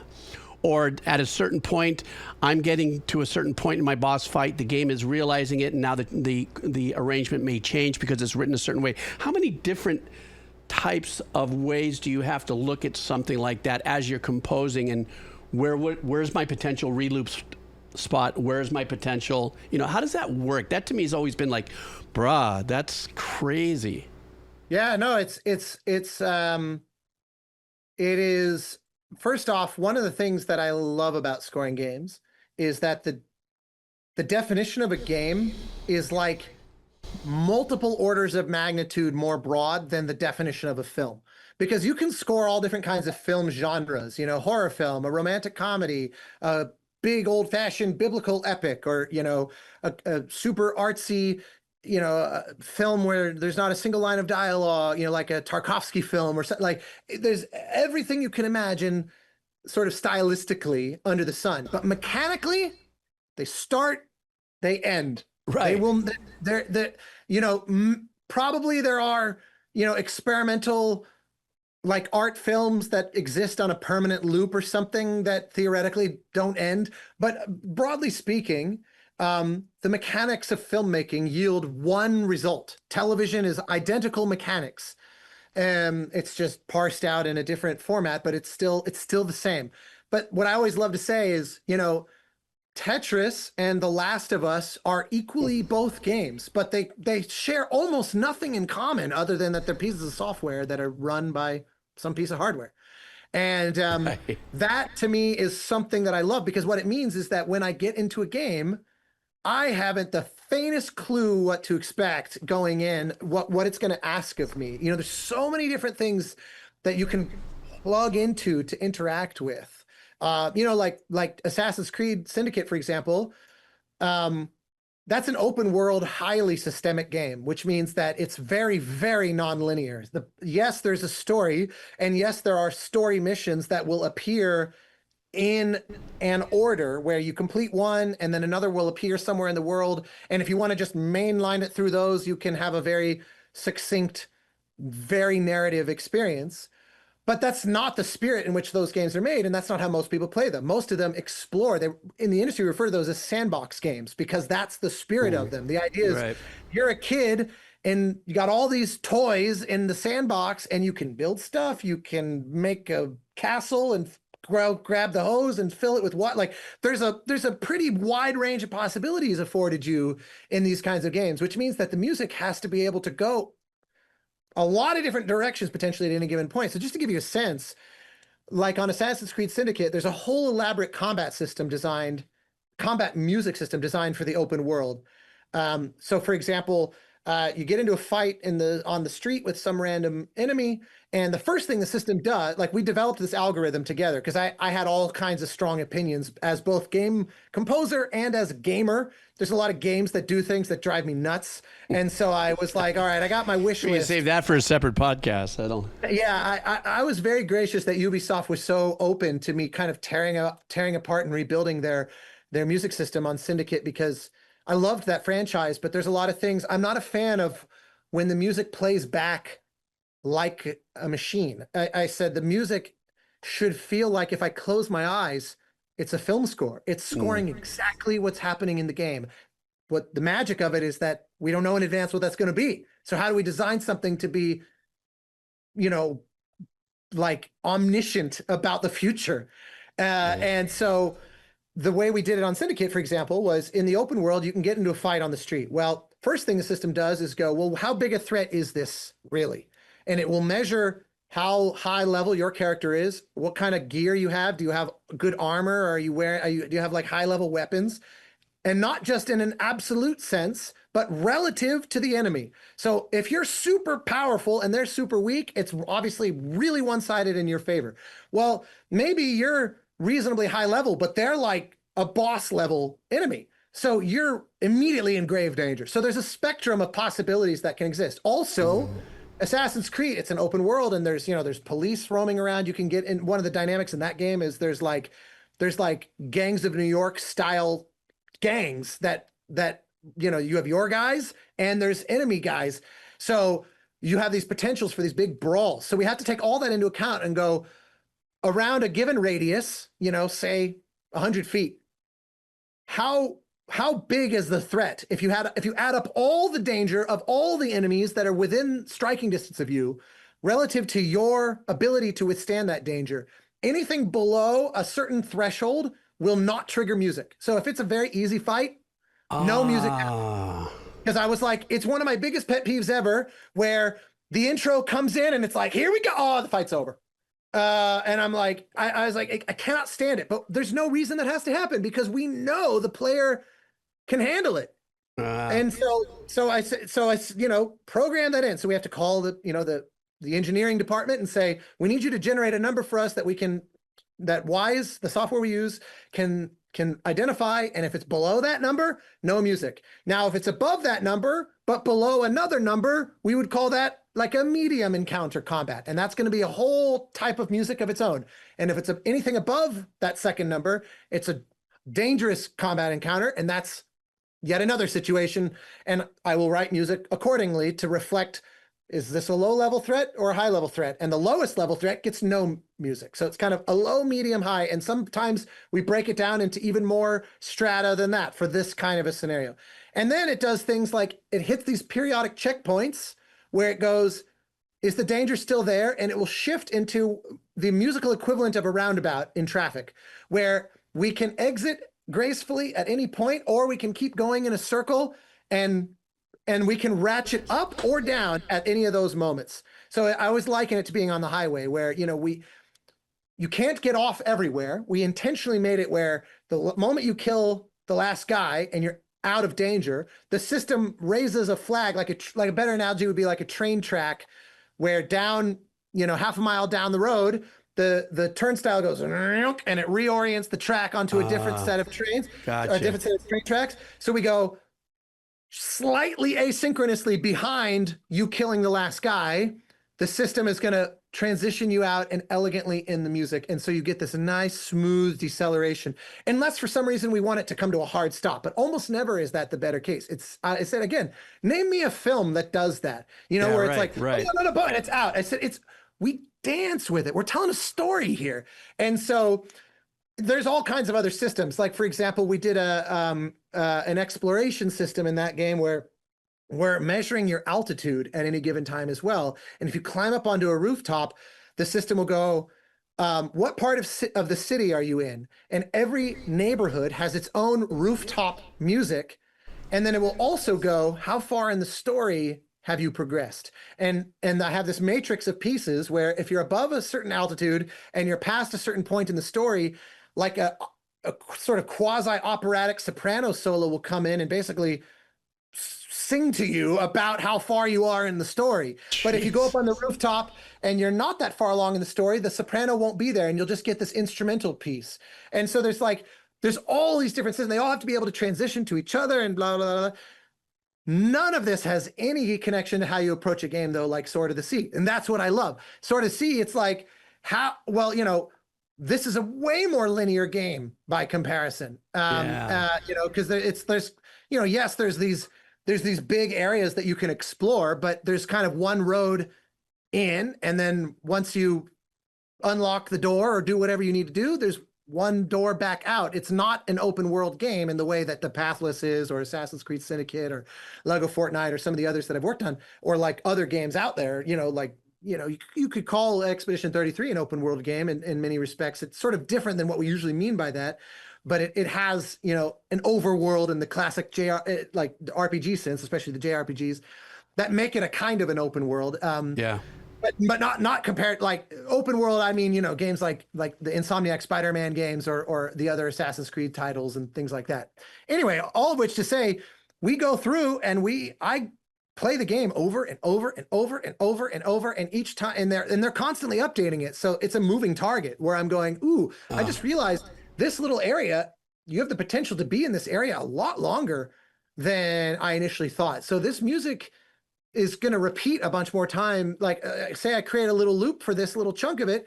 Well, that's going to repeat a bunch in a way that I wasn't expecting. So let me make some changes or what, and, you know, go in and start modifying it. And if you want, do it, Austin. I might need your share ability to do it. Yeah. Here, I think all you have to do is requesting. Yes, here we go. Okay, well, I was boink. You will see that which is rarely seen here. In a world. Share sound. It does not give me the chance to optimize. Okay, let me see if I can do that on my end. Give me a sec. Okay. Whoops, wrong one. Stand by. Advanced settings. Wait a minute. Is there like a like optimize or something? If not, no worries. This is just a quick and dirty. Yeah, hang on for a second. I think I just found it. Share sound and oh crap, no. I don't see it. Yeah, no, don't sweat it. As long as I can share in stereo, which I can, I'll be fine. Yeah. And is this a music piece or you, oh, you got oh guys, this is big time. Oh, this is so cool. Let's see. So this is I pulled up my actual session where the whole first batch of cues in the game are. So it should be outputting the sound to Zoom. So you should hear this. This is like the very opening cinematic of the game. Okay, let's see what we got. Okay, so that's obviously cinematic, very simple. This is like my stereo output, right here, right? So first thing that happens is you wake up, the drop of water hits the character, you wake up in a tomb, and you can surf around. And so I was like, well, here's a very simple little thing where I can, let me pull this window over. It's gonna, do that silly thing. Oh my God, hang on for a second. You're using Digital Performer. I am not worthy. That was the embryonic beginnings of it all. I'm just sorry. I just had to take a second for that. I just, oh my God, he's using DP. That's great. Okay, go ahead. Yeah, one of the very few. We're very heavily outnumbered these days. No. But yeah, no, write everything and in this that's case, phenomenal. mix Okay, go all ahead, and continue. usually- I just noticed that. I was like, oh my God, it's like looking through like the 1970s Polaroid pictures of my life That's so story with funny. DP. All right, go Yeah, ahead. indeed. So here's, you can see it's a very simple little loop that I make for when you very first wake up in the tomb. And it's initially just this stereo pair. Piano and some analog synths.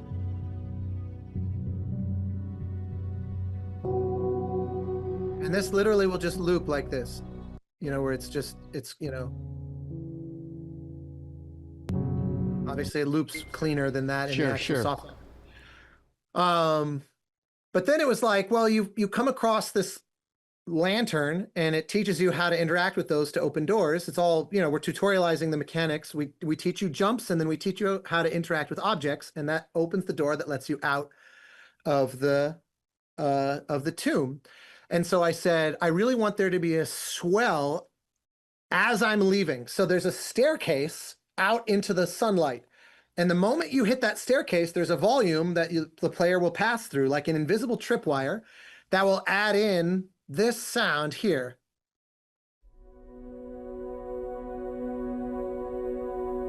So it is not meant to loop. You can't just loop that forever. It's very monotonous and droning. But what happens is you end up with this thing where it does this. It will go, it'll be here, and then right as that swells in, it jumps to the next bit.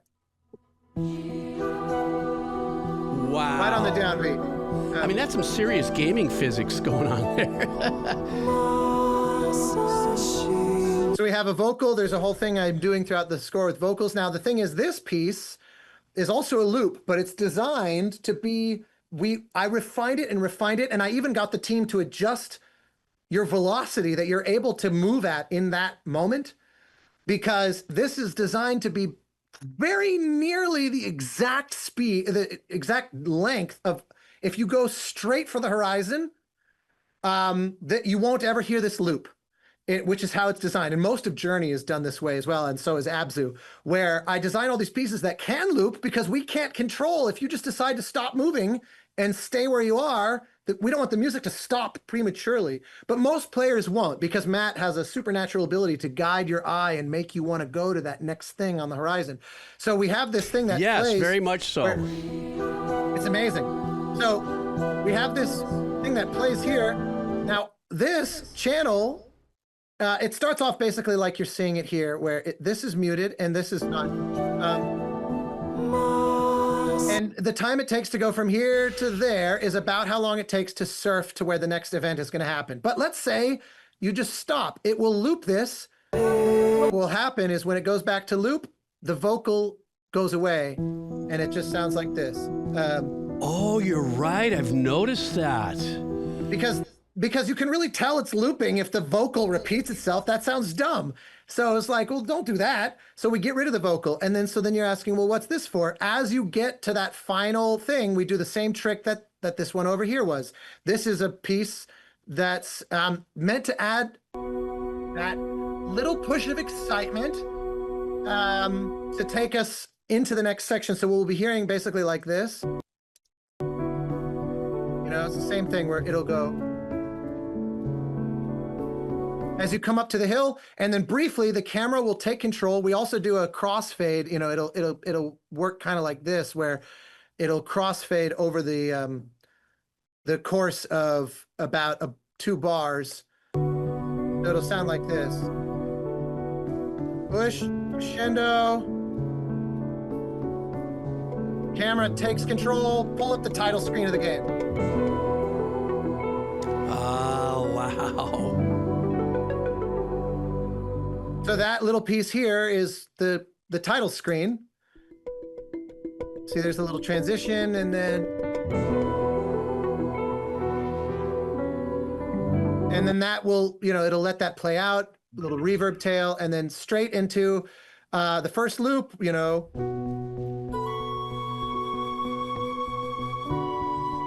And just like the previous one, once this loops, that little flute solo will go away. Wow. I always wondered if you had to export two. I was wondering if you had to export 2 different mixes for that, but you kind of do, but don't. Well, yeah, like I just recently had a game come out earlier this year called Towerborn, which had a system that's much more like you're describing, where, because we recorded, that was like a very traditional orchestral score where I would record the orchestra playing very different energy levels of the same cue.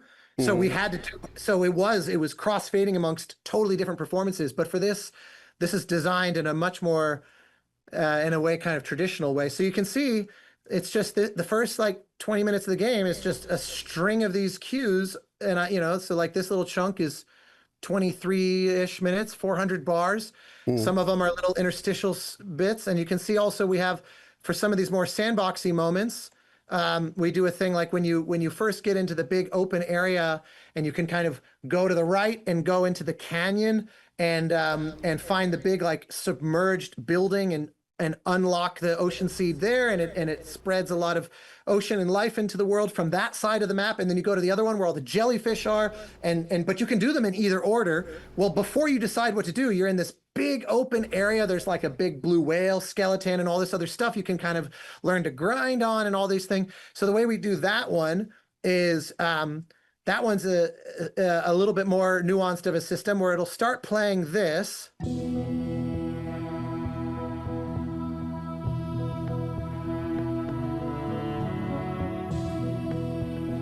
Sorry, I switched. It's supposed to be this. So it's a very simple, you've got the children's choir and the piano and these viola recordings. And then there's a melody that comes in like this.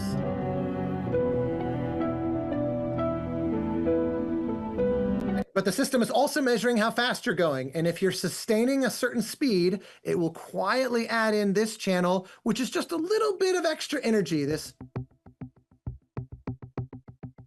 gives you a little bit of a percussive bump just to get you moving. Exactly, and you'll see there's like little dancing flutes, and wow. So you have this. So this will be the full mix that you're hearing at full speed, right? Where it's like,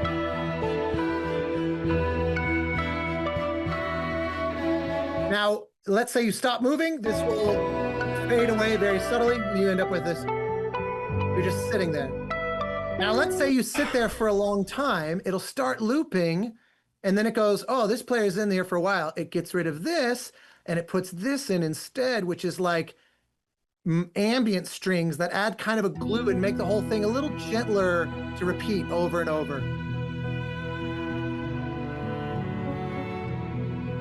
And that's also your signature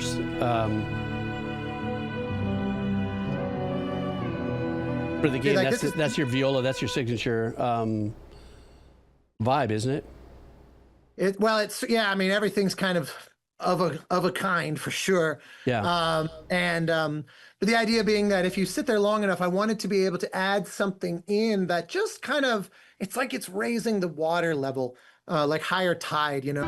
So it's not just doing this over and over, but it's like, no, we're in here for a while. Let's make it interesting. So this is like one of those moments I get up and I'm going to make a sandwich, but I let myself sit in this stage. Yeah, if you did that, if you literally, exactly, if you just literally set the controller down and went to make a sandwich, you'd end up with this mix.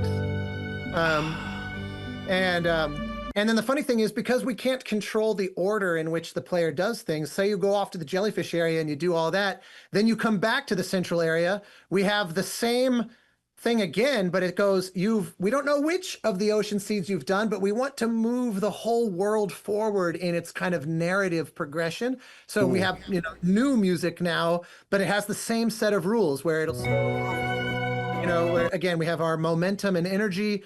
And so if you're maintaining speed, and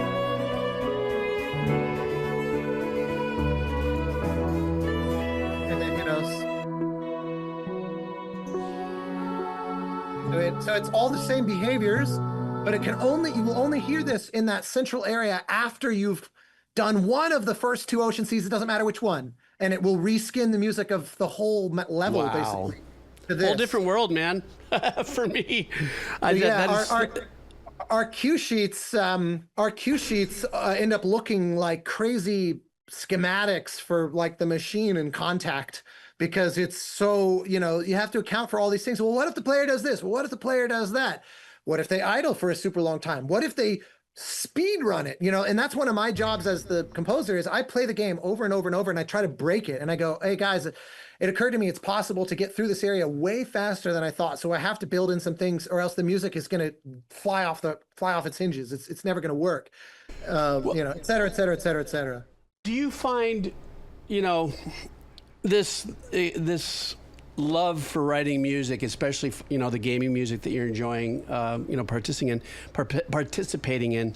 I think a little bit of a difference that I'm kind of vibing on is that you're very creative, full stop, in many different levels, probably just unspoken, of course, but your journey in playing games exponentially without having to be involved in it to write music for it. You're playing your favorite games on and on and on.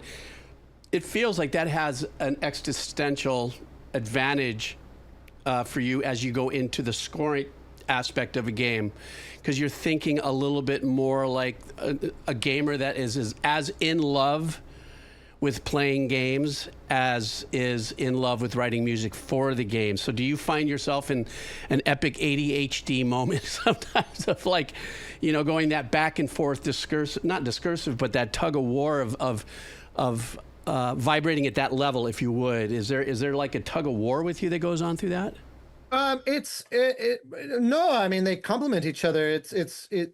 I love playing games and, analyzing how their systems work, how they're making the whole thing come together. The good news, having been in the business for almost 20 years and I conduct a lot of concerts and get occasion to meet many of my composer colleagues and friends. And the result is that there's very few composers in the business at this point that I don't know. And so I'll play one of their games and I'll text them or something and say, I have a theory about how you did this. Am I right? Is it this? Is it this? And sometimes they'll say, that's exactly how it works. And other times they go, actually, funny enough, that's not what's going on there. And I'll be like, really? And what? So I love that kind of thing. It's really, it's fascinating. And being, I get asked by young composers all the time, do I need to be a gamer to score games? And technically the answer is no, but I cannot, my brain can't even begin to comprehend how I could do anything that I do without being a gamer as a huge part of it. Never mind that all the developers are gamers. You're not going to ever meet like a creative director or an animator or whatever at a game studio that's not a gamer. And so it just, in the same way that, your job as a film composer is to learn the language of cinema and develop a shorthand that's couched in the cinema language, not in musical language with directors. I find the same exact thing. The more I can talk game development with game developers, the faster we can figure out what we need to do. And what's working and what's not, and how to assess it all. So yeah, it's one of those that no, you don't have to be a gamer, but it's certainly core to my process and my love of it, my enjoyment of it. I never get tired of it. Every new game is this wonderful opportunity to try something I never tried. And people ask all the time. I get people say, what's the one game you wish you could work on? Like, what's your dream project? And I always say the truest answer, like I have, like everybody who knows me knows that I'm obsessed with the Mass Effect franchise.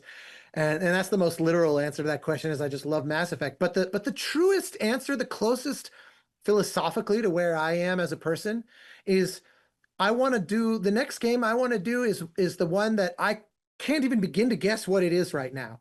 You know, before Journey Okay, came along, right. could never have pictured a game like Journey. And before I worked on, you know, the Banner Saga, a game that combines this methodical, slow-paced, chess-like turn-based strategy with Viking mythology and an apocalyptic kind of story setting and its beautiful 1960s Disney-style hand-drawn animation, and also a strong influence from games like the Oregon Trail. I could never have conceived of that game until they showed it to me, and I was like, I'm in. And then, you know, rinse and repeat, working on an FMV game like Erica, or working on The Pathless, you know, how do you do a archery-based open world adventure game that doesn't actually have any combat in it, you know, or interactive Broadway style musical like Stray Gods, where the goal is like, every time I've been so lucky in my career that time and again people will show up with a thing where I go, I just never knew this could exist until now that we're doing it.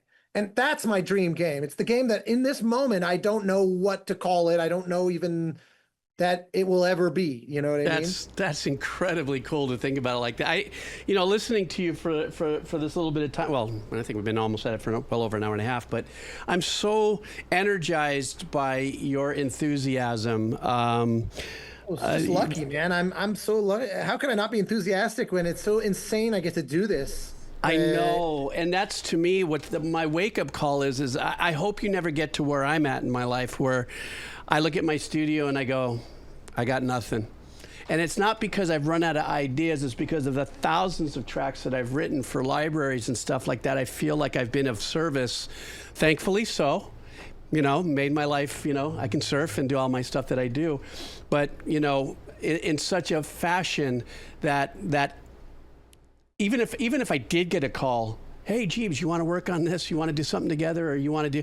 I don't know if I got anything left. You know what I'm saying? Because I think a little bit of the where I look, I'm 64 for God's sakes, you know. So I've written a shit ton of music, but there's a place where when I hear your energy, what I'm saying is when I hear your energy, it brings me back to when I was like in my early 30s, and that was like, Dad, check out this track I wrote. Oh, do it this way. Oh, you shouldn't do that with the French horns. You should put the flute here and do this and do that and get out. Okay. And I'd be like 2 days in the studio, you know, my dad zip lined me down food and drinks and stuff, you know, that whole energy to want to do, you know, and I just so vicariously am so enjoying your energy and your love and your passion and stuff. And I find it extraordinarily enlightening, and then now motivating. Like I think oh, that's awesome, man. Well, because for me, you know, I've got that little itty bitty ukulele there. That's a 6-string ukulele, and I was thinking, I wonder if I could do some ambient ukulele arrangement. I'm just free flowing. Do it. You know, kind of stuff. And my friends on Twitch, they know I start a project or something, and I'll play a few things, and then I'll just go meh. And I just, you know, sure. But when I listen like to, that doesn't happen to me. Well, when I listen to our conversation, I mean, it just is like this. It's a nice little hit of adrenaline for me, you know. That's very kind. You know, in moving the goal, not moving the goalposts, just chipping the rust off of them. Yeah, man. I mean, look, you should do it. I mean, it's one of those where that, you know, there's music is never a. It's not like, you know, there are certain domains of science where, you know, scientists can, with relative confidence, say we think we've solved all there is likely to be solved here. You know, absent some revelation that completely table flips our entire understanding of the universe, we've got a handle pretty solidly on this little corner of it and that little corner of it. And obviously the vast majority is still unknown. But, you know, there are things that start to become very well understood. Mathematics, similarly, like there are certain proofs and things that just close the book on progress down certain alleys because it's like a solved problem. Yeah. And music does not have that situation. You know, people who don't do music typically are the ones who will say things like, isn't there only just so many options? I mean, don't we only just have 12 notes and whatever? And I say, well, first off, that's just one scale. You know, you could say that maybe we are limited by things like the physics of the overtone series, but the idea that there's so many variables that go into writing music, and then never mind how infinitely you expand on that by then adding a musician's interpretive performance as a second layer to follow that. Working with musicians, like you heard the singer, the vocals in Sword of the Sea are by I have this wonderful friend named Maluka who lives in Mexico, who sang all those, who I've worked with before, and she's just this kind soul of a human being.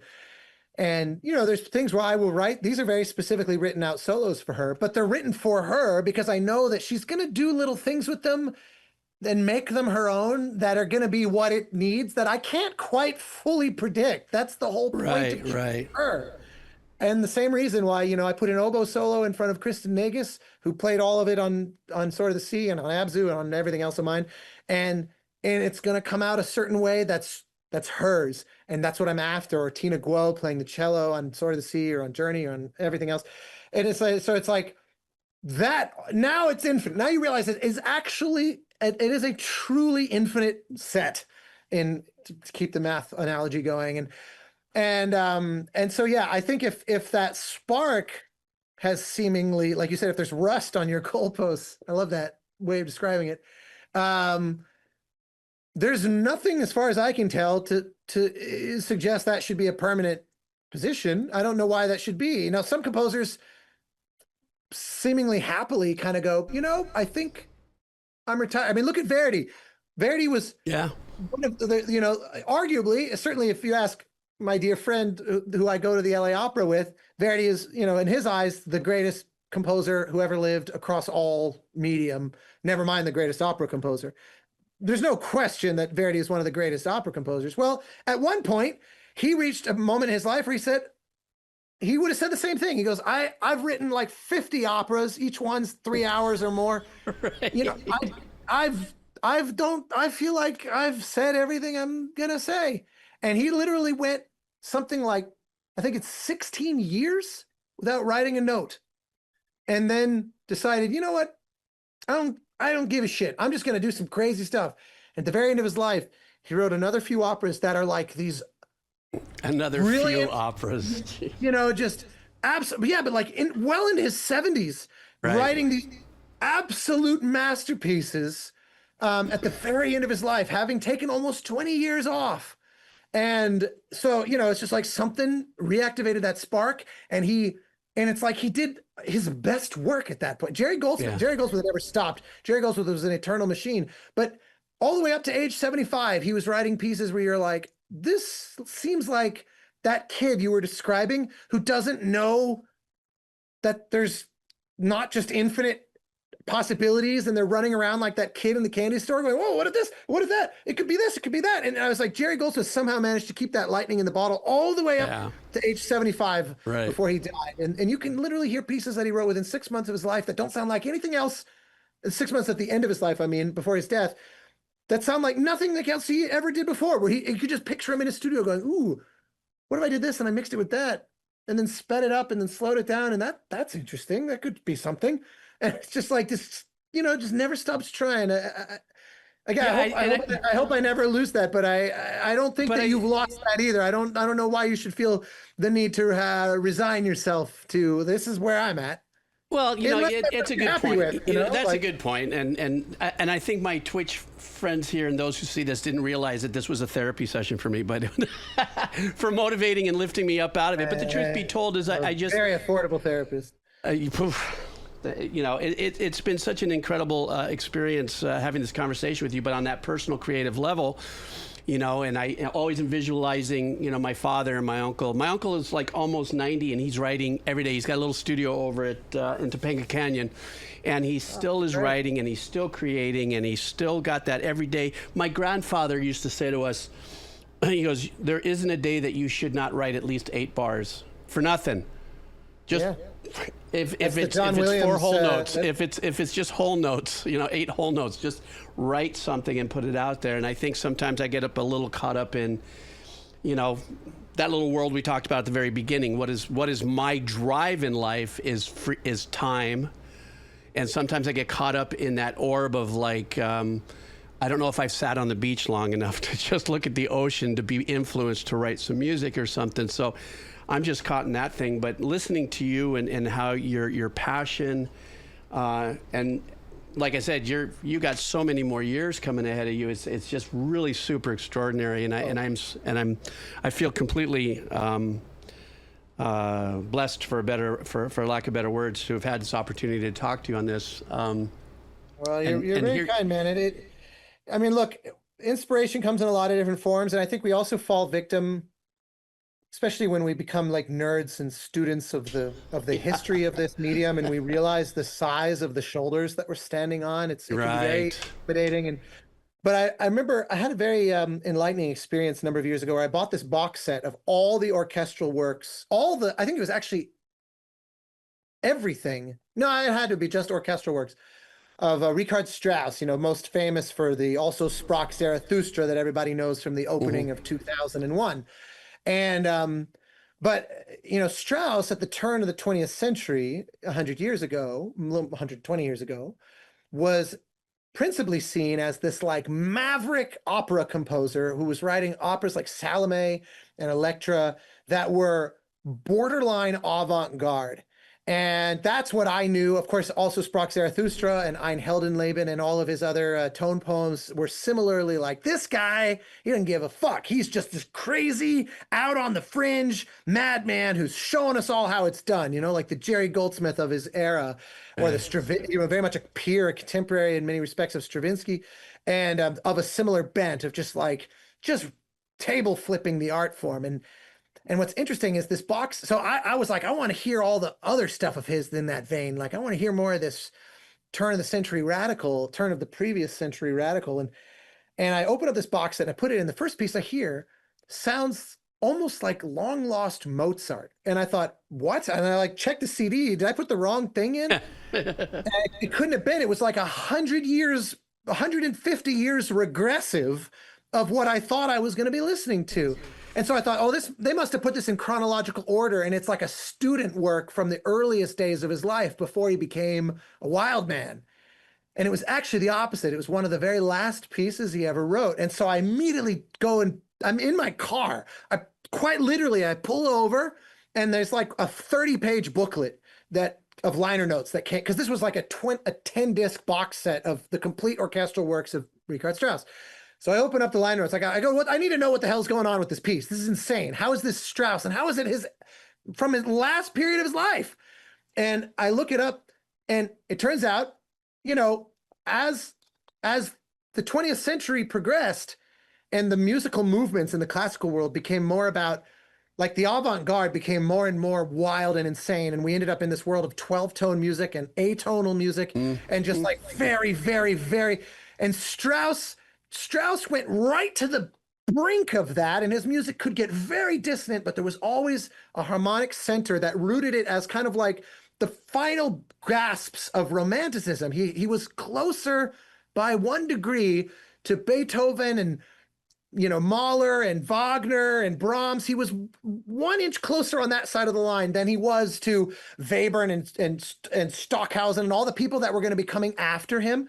And so as things were unfolding, he became, because he still held on to that little bit of the old-fashioned 19th century ways that he had come up in and taken to their breaking point, he suddenly, in the eyes of the intelligentsia, became passé and hackneyed and old-fashioned. And so he realized, I'm not cool anymore. They've moved on to stuff that I'm not interested in. And so he decided, okay, I guess I'm just going to write. I'm writing to what amuses me. And he thought, well, what if I just went very far back in time and started drawing inspiration from the classical era of the 18th century? And the expression that he used that has stuck with me forever was, when asked about these final works of his, which were nothing like his famous works, he said, these are just splinters in an old man's wood shop. And it's just like this image of a guy who's achieved greatness, but those days are clearly done. And he's writing music to entertain himself, and there's no pretentiousness to it. There's no ego to it. And I found myself, I was sort of heartbroken, but I was also so moved by that image of this guy who conquered the world and then the world left him behind. But it's not that music left him behind. He just found another thing to interest him, And so, yeah, anyway, when you mentioned waking up every day and writing 8 bars of music, another way to look at that, this great John Williams, I don't know if he's quoting someone else, but he loves saying it, and you can see it in the documentary. He's said it in a bunch of interviews, but you can see it in the Disney Plus documentary about him, where he says that music is enough for a lifetime, but a lifetime is never enough for music. And so, you can give it all day, every day, and you don't have to run out of ideas or inspiration. It's just a matter of what speaks to you. What's your way in? Like you said, go grab the ukulele and say, what's a version of ukulele that nobody's, or that I've never tried before? That's God probably knows where that will take you. That's where I went with it, And funny enough, in your analogy, you always you've been popping off these little pearls, and I'm glad I'm recording this so I can go back and listen to it and go and write it down. That are being these little points of motivation and inspiration for me. But the one thing that you said that really resonated with me is the fact that.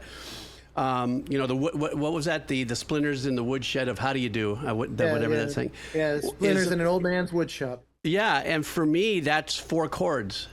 It's been so long since I have written I said, let me just do the access 4 chords and write a song, and that those are my splinters that I'm thinking, going back, and just let me get this pattern down. Let me just do this. Let me just do and I also, in a very weird way, because I theater of the mind it's almost like the process that I made from being a shortboard surfer my whole life, until I decided, I've hit every turn that I've wanted to. I've stuffed every barrel that I've wanted to. It's fun. I'm getting a little older. My back is getting a little sore. My lung capacity for holding my breath for the hold downs are a little different.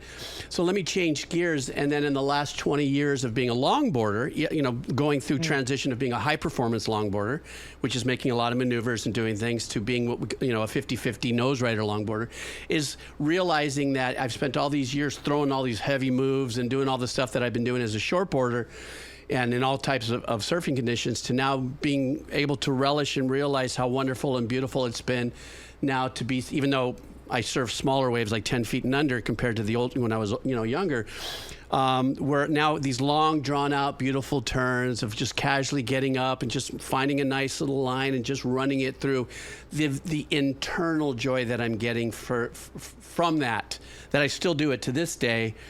I still paddle out in that same capacity, where it's like those long drawn out turns. It's almost like the long drawn out notes of, the simple changes in that kind of thing. So, that's where our conversation is kind of like,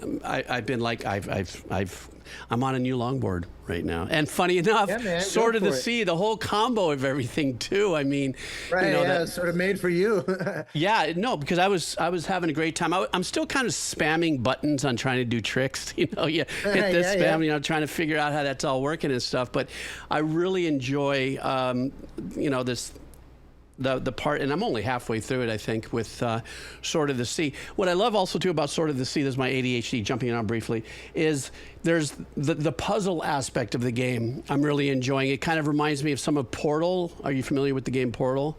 Oh, very, very much. I love Portal. The gang turned me on to it. Portal is a significantly more challenging game than Sword of the Sea, though. Right, but once I found that you could ride the wall, and now I look for those things where I look for sections of tile. I finally have gotten to that place where I'm sure you're already at, that sometimes if you get lost, you look for the beam of light, or where's the light at? Or that's all very deliberate. Absolutely. No, they do that very intentionally. They in fact, one of the superpowers of Giant Squid is there's a few members on the team who work in a little bit more of a kind of like administrative kind of way. They're not necessarily, programmers or like hands-on with the game development side. They help run the company, and Matt will always get them to play test the game because they're not really gamers. And it's like, if we can make this a good experience for them, then anyone can play it. It's always an interesting line. How do we make something that someone who's totally new to games can enjoy and can flourish in, but is interesting enough that a total pro gamer who, it's just like it's super second nature to them, won't be bored and find it, uninteresting because it's sort of sort of not designed for them. Now there's some games that are just, like FromSoft games or something that are catering towards a pretty hardcore audience. But I remember on Journey days, the sort of unofficial motto of the game that the team used to say was, we're making Journey for people that don't know yet that they love games. And it was supposed to be like this entry point, where you go, oh, wow, games could be like this, where it's not about challenge or life. Well, do me a favor and tell the gang that's what won me over. As a product of the very first run of elderly people playing video games, what I mean is being part of the boomer generation by only a year or so. And I'm still moving forward, even though I started the gaming experience a little later in life, kind of along the lines of Halo, because I was blown away with, that whole thing. Sure. That what I found extremely compelling, and I also think with the boomers getting older, we're probably going to find a hell of a lot more, older folks playing games. I think CBS just did a thing on that like 3 weeks ago, as a matter of fact. They did a bit about, how older folks are playing video games and stuff like that. One of the things that I loved about Journey was that I felt like I was being lightly comforted by the journey without having to worry about, like, for instance, I'm just the whole RPG, JRPG thing with, I did do some Final Fantasy and some other things. But obviously with Clair Obscur, to learn about the tints and to empower this and do this, that's okay. I love that aspect once I learned it. But the thing about Journey and what I experienced with Abzû and experiencing now with Sword of the Sea is the combination of your work. So I'm getting this ambient joy, if you would, from the kind of work that you're doing, along and married with the physical gaming physics and everything, the colors, the choices, the whole movement and stuff like that. To me, as an older gamer, I am so comforted by that journey and that thing that you just got through saying, we'd like to make a game for people who don't know they love games yet, are going to want to enjoy it. That was my gateway into, the rest of the giant squid games and getting those, as well as being utterly appreciative at that creative level to actually feel like I was recognized as just somebody out there wanting to find something to completely emotionally and get myself involved in. And so, like I said, the whole combo of the story, the music, the physical aspect, I mean, the gaming was just absolutely extraordinary. So please tell them thank you for that. Yeah, no, I will happily pass that along. And yeah, it's been one of those, the last 10 or 15 years, there's a whole wave of games that are trying to explore ways of being engaging and interesting or emotionally resonant or whatever, philosophically interesting, without relying on mastering a skill. Games, because you think about the origin of the game industry started essentially in arcades, and where you're going, you pop in a quarter and you hang in there as long as you can. It's sort of a cousin of a pinball machine or something. It's all skill based. Yeah. And in the 90s there were there's little ones here and there that started to have a fresh take. Like one of my favorite genres in that era is the LucasArts point and click adventure games, where there was no way to lose. You could get stuck, and some of them had the most ludicrously counterintuitive puzzles where you could get stuck for a long time, but you couldn't really fail. You could only quit. And Myst or Riven are great examples of that same thing, where they weren't. It started to push the skill domain into something that was not about eye-hand coordination or timing and things like that, and into something a little bit more just cerebral. And then so it's not that surprising that it's not long before people said, well, what if there's no challenge at all? What if it's about something else entirely? And that really started to just take the gloves off of people's experimental nature. I mean, for me, one of my favorite games probably ever made at this point is a few years ago, a guy named Sam Barlow made a game called Her Story that's like so wildly unlike any other game ever made. And there's no challenge to it, really. It's a game where the skill you need is the same skill needed to Google. You just literally type search words into a prompt, and then it's on you to try to figure out what the hell's going on from there. And to me, it's one of the most masterpiece games I ever played in my life. And and there's another one that you really should stream or play if one way or the other. That's called, that I already mentioned, Everybody's Gone to the Rapture. It's very much a cousin mechanically of a game like Journey, where it's more about experiencing the environment. What's the name again? What's the name? It's called Everybody's Gone to the Rapture. Everybody's Gone to the Rapture. Okay. British studio called the Chinese Room, and the director is a guy named Dan Pinchbeck, and his wife is the composer, and at the time they were co-studio directors. Her name's Jessica Curry, and it's an absolute landmark score. It's just pure class and eloquence in music. This choir, this very like 19th century, Vaughan Williams, British pastoral choir and orchestra kind of score. But my God, the way it's integrated into the game, because basically all you do in that game, much like Journey, is you essentially wander through the environment and you kind of piece together an interesting story purely through osmosis of the environment. But the way that the music elevates that into this kind of emotional sensory overload is just unbelievable. It's one of those, I was like, this game is such a masterpiece. So good. And the same thing, zero challenge. There's no way to fail. You can't screw up. It's just not that kind of game. Right. And I love, and it's funny because ironically, that's not the kind of game I typically play most these days. These days, I'm all about systems. Like I love RPGs, especially a game like Clair Obscura, where there's they really let you kind of break the game if you start to really get into the math of the way that the systems work, where you go, oh wow, I can create combos that are insane. Yeah. It sort of lets you, it encourages you to sort of break it.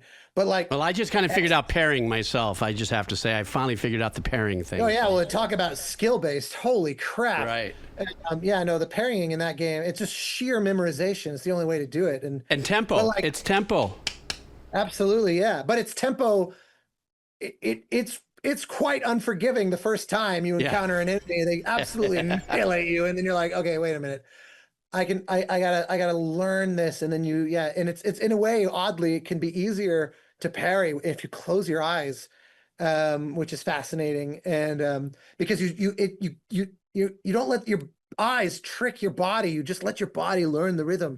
That's that Luke Skywalker moment in the very first Star Wars. He puts on the helmet. It's like, he says, "Feel, don't think." Yeah, that's what it is. Yeah, no, it's great. But yeah, in any case, well, look, man, if there's any other questions in your pile here, I'm happy to do a kind of a lightning round. But I got to get back to work otherwise. That's right. Some of us who have a day job, and that's you. I'm just going to go back out to the beach and talk to turtles. Okay, lightning round, super lightning round. I do have some friends that did drop in some stuff. Literally, you can literally say one word or just something really quick. From a composer's perspective, is there any games that are considered a must-play? From a composer's standpoint, I mean, my God, I named already a bunch. Like everybody. Top of your head, fast one, crack it. Everybody's Gone to the Rapture, Dead Space. These are games for their scores. That's why I'm mentioning them. Everybody's Gone to the Rapture, Dead Space, Bastion, the entire Supergiant catalog of Bastion, Transistor, Pyre, Hades 2. With some bias because I worked a little bit on Hades 2, but to me, Darren Korb's contributions to this industry are basically indescribable. The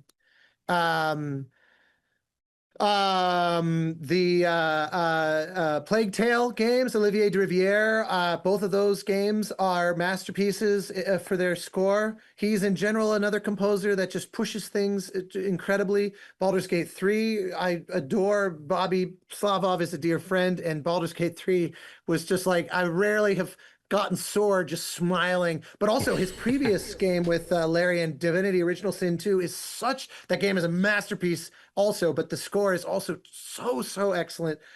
Let me think. What other? Ori, of course, Ori and the Blind Forest, and Ori, yes. Both of those games. All of Gareth's scores have that quality. Okay, wait. This is lightning round. This is a lightning round. That was probably not a fair question because you are so, It's not fair at all. Listen to Star Wars Outlaws. My wonderful friend Will Roger this past year, Helldivers 2 and Star Wars Outlaws, both incredible scores. Well worth playing if only for their scores. I mean, Helldivers became like a meme. That music was so infectious, and it's amazing. It's amazing. Okay, number 2. It could go on if and you on could forever. if you could collaborate with another composer that is alive today, who would that be? It's funny. I've had the occasion to collaborate a handful of times, and it's funny. There's musicians that I would dream to collaborate with. Like, I've never worked with Yo-Yo Ma, and my God, I would love to work with Yo-Yo Ma. As much as I love Tina Guo, and Tina basically is, she's super, she's the most talented musician on the planet. Maybe her and Kristen Nagus are the 2 most talented people alive as far as I'm concerned. But Yo-Yo Ma just holds a special place in my heart. He's performed a lot of scores and a lot of classical recordings, and also his like Silk Road Ensemble and the Goat Rodeo sessions. And he's just a supreme musician. And so my main wish list for collaborators is more like musicians, you know.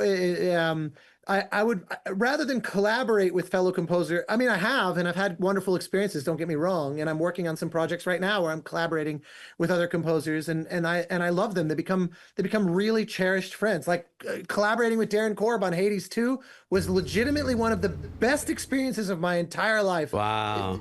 And we worked on Hades 1, and we've done concerts. I did only a tiny little bit at the very end of Hades 1 for the ending song, really. And then but on Hades 2, we did a big chunk of music together and recorded it with giant orchestra. And like, that was an absolute dream. That was the most fun I've ever had working with someone else ever. But, but mainly my wish list is like, you know, I look at some of these musicians in the world, and I'm like,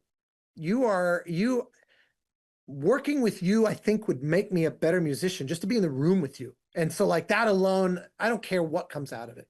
So that would be Yo-Yo Ma is the top of that list, but it's a mile long. I mean, there's so many rock stars. Now we're just a little bit fun now. Now we're just going to stop off. You're working in your studio. All this serious shit out of the way. No, yeah, but this one now we're going to have just real quick. You're working your ass off in the studio, and you got to get something to eat. What's your studio food? What do you have? Like, what are you gonna doing here? You're eating. You're doing things. What's your favorite studio food while you're working away? So, other than the fact that I drink undoubtedly very unsafe levels of coffee. We all do. That's my whole thing is coffee. I do probably 5 or 6 of these at least per day. Full, you let them sit around for a while and marinate too, like me, and then you still hit them and does it or what? Oh yeah, no, dude, that's such a vice. Darren and I Darren Korb, this is our ongoing joke with each other, is that I will, in order to try to like manage my coffee drinking, I'll drink a cup of coffee, and then there's like the residue, and I'll just fill it with water, and then I'll drink the water that's like infected with old coffee, and it's, by every measure, this is disgusting. And no, it's not. You're talking my story, bro. Yeah, no, it is such a nasty thing, but it's like coffee flavored water, and I'm like, yeah, this reminds me of the good old days from an hour ago when this was a cup of coffee. So yeah, no, but in terms of studio food, the funny thing is that I get very lethargic if I eat heavily. So my whole work, like 2 out of 3 meals per day, is I have sugar-free, like flavor-free yogurt, and I'll put a little bit of honey in that, and that'll be what I eat for most of the day until dinner. Okay, good. I like that. Like bits of yogurt, basically. Well, like, for me, I keep like almonds in the studio, or like cashews and stuff, and I'll just grab a handful of cashews while I pace in circles thinking about. That's exactly what. Like, while I'm making crop circles in the carpet myself, everybody knows that I have Temptation Island, which is this little thing right next to me over here, sometimes here, and it's just, when I'm writing, I'm just, I don't have time to really step out necessarily until it's nighttime. Then I'll make salad or something like that. But my studio food is loaded with Temptation Islands. It could be fruit, it could be stuff, it could be witty, weird things. I have a thing that we do on Twitch called Wheel of Cheese, which is the thing we play. People put their names in there, and I spin it, and I pick their song, and we listen to it. But then I actually have a wheel of cheese and stuff. So we have that thing going. Okay, one last thing. I'll plus one you on the fruit as well. I actually do buy lots of fruit. I have like a little fridge over there, and I buy lots of like blueberries and strawberries and bananas, and I do find that I constantly, if I just want to take a break, I use an excuse to go eat fruit. That is a fair. Well, it's easy. It's a peel, eat, and rip and go. You know what I'm saying? Yeah, and you feel good about yourself. Okay, last one. All right, go for it. Do you do a sport? You got something you do outside of this that you dig doing to get outside and breathe? So I move around a lot. I walk a bunch of like I don't know anywhere from 1 to probably 6 miles a day. Oh, cool. Like I pace around in the neighborhoods around a lot. I also have an elliptical at home, and I'll usually do a few miles on there. I used to bike to my studio. I lived a few miles away. I'm in Burbank, and my home was in North Hollywood. And I sold my car, and I literally didn't own a car for a year and a half, and would ride my bike to the studio. And Then I moved a little farther away and I would have to bike through some fairly dodgy neighborhoods. So I'm like, yeah, I'm gonna buy a car. But I do a lot with that. You know, my wife and I, we walk our dogs. We've been, especially recently, been getting quite really like first thing in the morning. Recently, we've been waking up and taking the dogs for, you know, I don't know, it's not like Sure. crazy long, maybe a mile and stuff. And I also work out a lot. Every time I'm printing stems and stuff, I'll lift weights and things here in the studio, and I have a little app that yells at me to work out every day. And I find actually really, I bought like, you can kind of see, I bought a incline, if you can see it. Oh, yeah, yeah, yeah. I see it. I see it. Yeah. Doing like incline sit-ups and crunches and stuff, and keep that in the corner. So I used to do martial arts quite a bit. I loved like growing up in Colorado. You know, I would love hiking and mountain biking and things like that. All the outdoor sport. I never was much into like team sports. I played a lot of ultimate frisbee when I was in high school, but I was never like on the soccer team or on the lacrosse team or whatever. I found I preferred grabbing my bike and just going for 2 hours or whatever. But martial arts was something I really got into for a long time until my eyes basically got bad enough that I was like, I would have to get either contact lenses, which I can't stand to touch my eyes, so that's a non-starter, Yeah. or like prescription goggles, which I didn't ride. It was very uncomfortable, so I fell off of it. And I literally, one of my goals that I failed on for this summer because I was too busy finishing Sword of the Sea was to get laser eye surgery so that I could get back into martial arts and scuba diving again. Because I was like, funny enough, my plan would be to still wear glasses, but with just like non-lens, like just glass Yeah. with no, because I feel like I look weird without glasses on, and I feel like me with glasses on, but I would prefer to not need them to see so I could actually get back into martial arts. So that would be my one kind of sport that it's just like sparring, you know. Yeah. But I used to do Aikido, you know, like 10 hours a week. I would go for 4 hours, like, you know, every other night I'd go for like 3 or 4 hours for a period of years. I loved it. And then it's been, you know, it's been a while now. Well, you know, I got to tell you, with the kind of energy and focus you have, I mean, it isn't a wonder that you do put 10 hours a week into Aikido because you become very passionate about stuff. But listen, I know you got to break away. I do want to, before we leave, invite you and your wife, and whenever you guys come out to Hawaii, please come and see me. It looks like you need a tan. I'm just saying, as a buddy. No, that's that. Yeah, my German roots are always very on display. Let's get you out here. I'll teach you how to stand up paddle, diving, maybe a little surfing and stuff. Take a walk. Dude, we were just in Maui in February. My wife is from Costa Rica, but she'd never been to the Hawaiian Islands. I love Costa Rica. Oh, dude, yeah. Talk about I used to surf all the time. I go surf Matapalo, Pavones, I go to Guiones, I go to Nusara, Tamarindo. So, I mean, at some point, maybe we meet at Costa Rica and we surf and do meditation. Pura vida. Oh, man. Yeah, she'll have a big shit-eating grin on her face hearing that. Oh, my friend's building a sick house over in Nusara, so that would be it. That's like, go meet at Nusara, hang out and have a blast and go surfing. No, sold. Well, but either one. I mean, you know, it's one of those that I went 10 years ago, right before my father died. We had never really taken family trips in my adulthood. We did a few times as a kid, including once to Maui when I was so young, I barely remember it. But we did take a family trip to Maui when I was growing up, and it was kind of a little bit, you know, in remembrance of that being a good time. My dad didn't know he was sick at the time. He had cancer and ended up dying 6 months after this trip. But we took a family trip to Kauai 10 years ago, which is the first time I'd ever been to that island, and it was just, you know, unbelievably beautiful there. And we went like in a sort of a quiet time of year where it wasn't overrun with tourists and stuff. And so literally just this past February, my wife, because she's from Costa Rica, her visa and green card stuff was still finalizing, so we couldn't leave the U.S. borders still until the paperwork was sorted. And I was like, we got to go somewhere fun.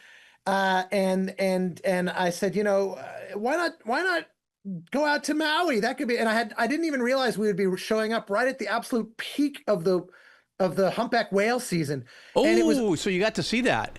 oh, it was like 1,000 whale sightings an hour. I mean, it was one of those where you stop, and we went out on a boat, and like first thing in the like cool. at sunrise, and there were just like mothers with the calves, and it was so amazing to just spend, just 5 nights or whatever staring out at the water, just looking at literally hundreds upon hundreds of whales. I mean, it was It's the living Abzû.